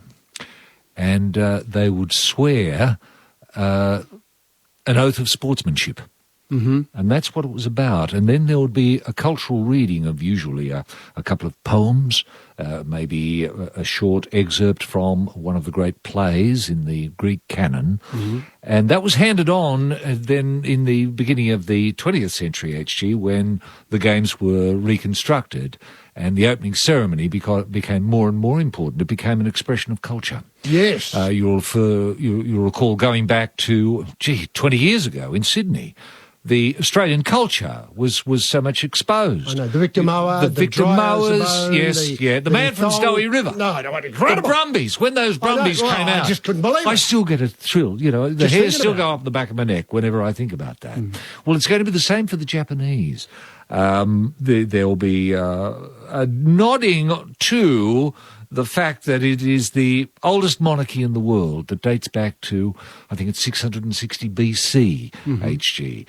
Very much a matriarchal society. It's been handed on from father to son, father to son, father to son, father to son, for all that time, ending up with the emperor we have at the moment, which He's a terrific bloke. Naruhito. Yes, I haven't met him. No, I had a cup of tea with him. Did you? Yeah, it was Earl Grey and I had to vomit. Yes.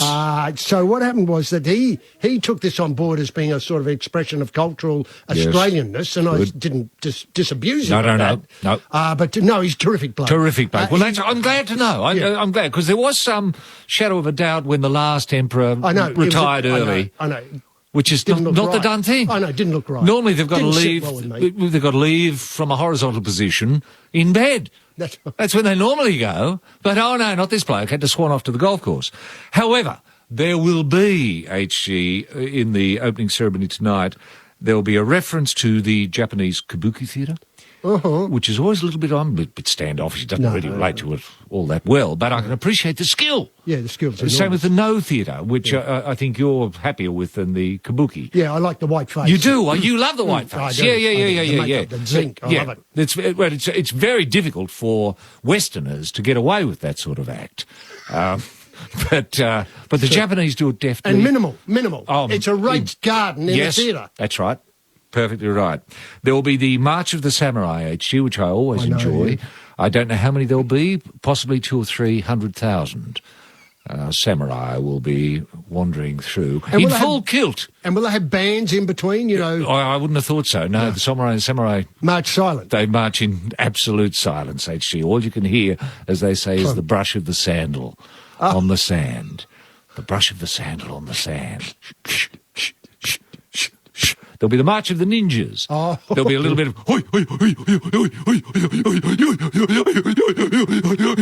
as they go past. There'll only be several thousand of them. Do they bring their own dress up?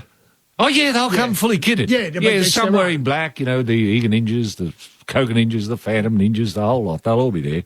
There'll be the March of the Geishas, which is always slow because of the footwear, HG. I know. It's very difficult, especially they'll be on... the wooden... Yes. The wooden elevated... Yes,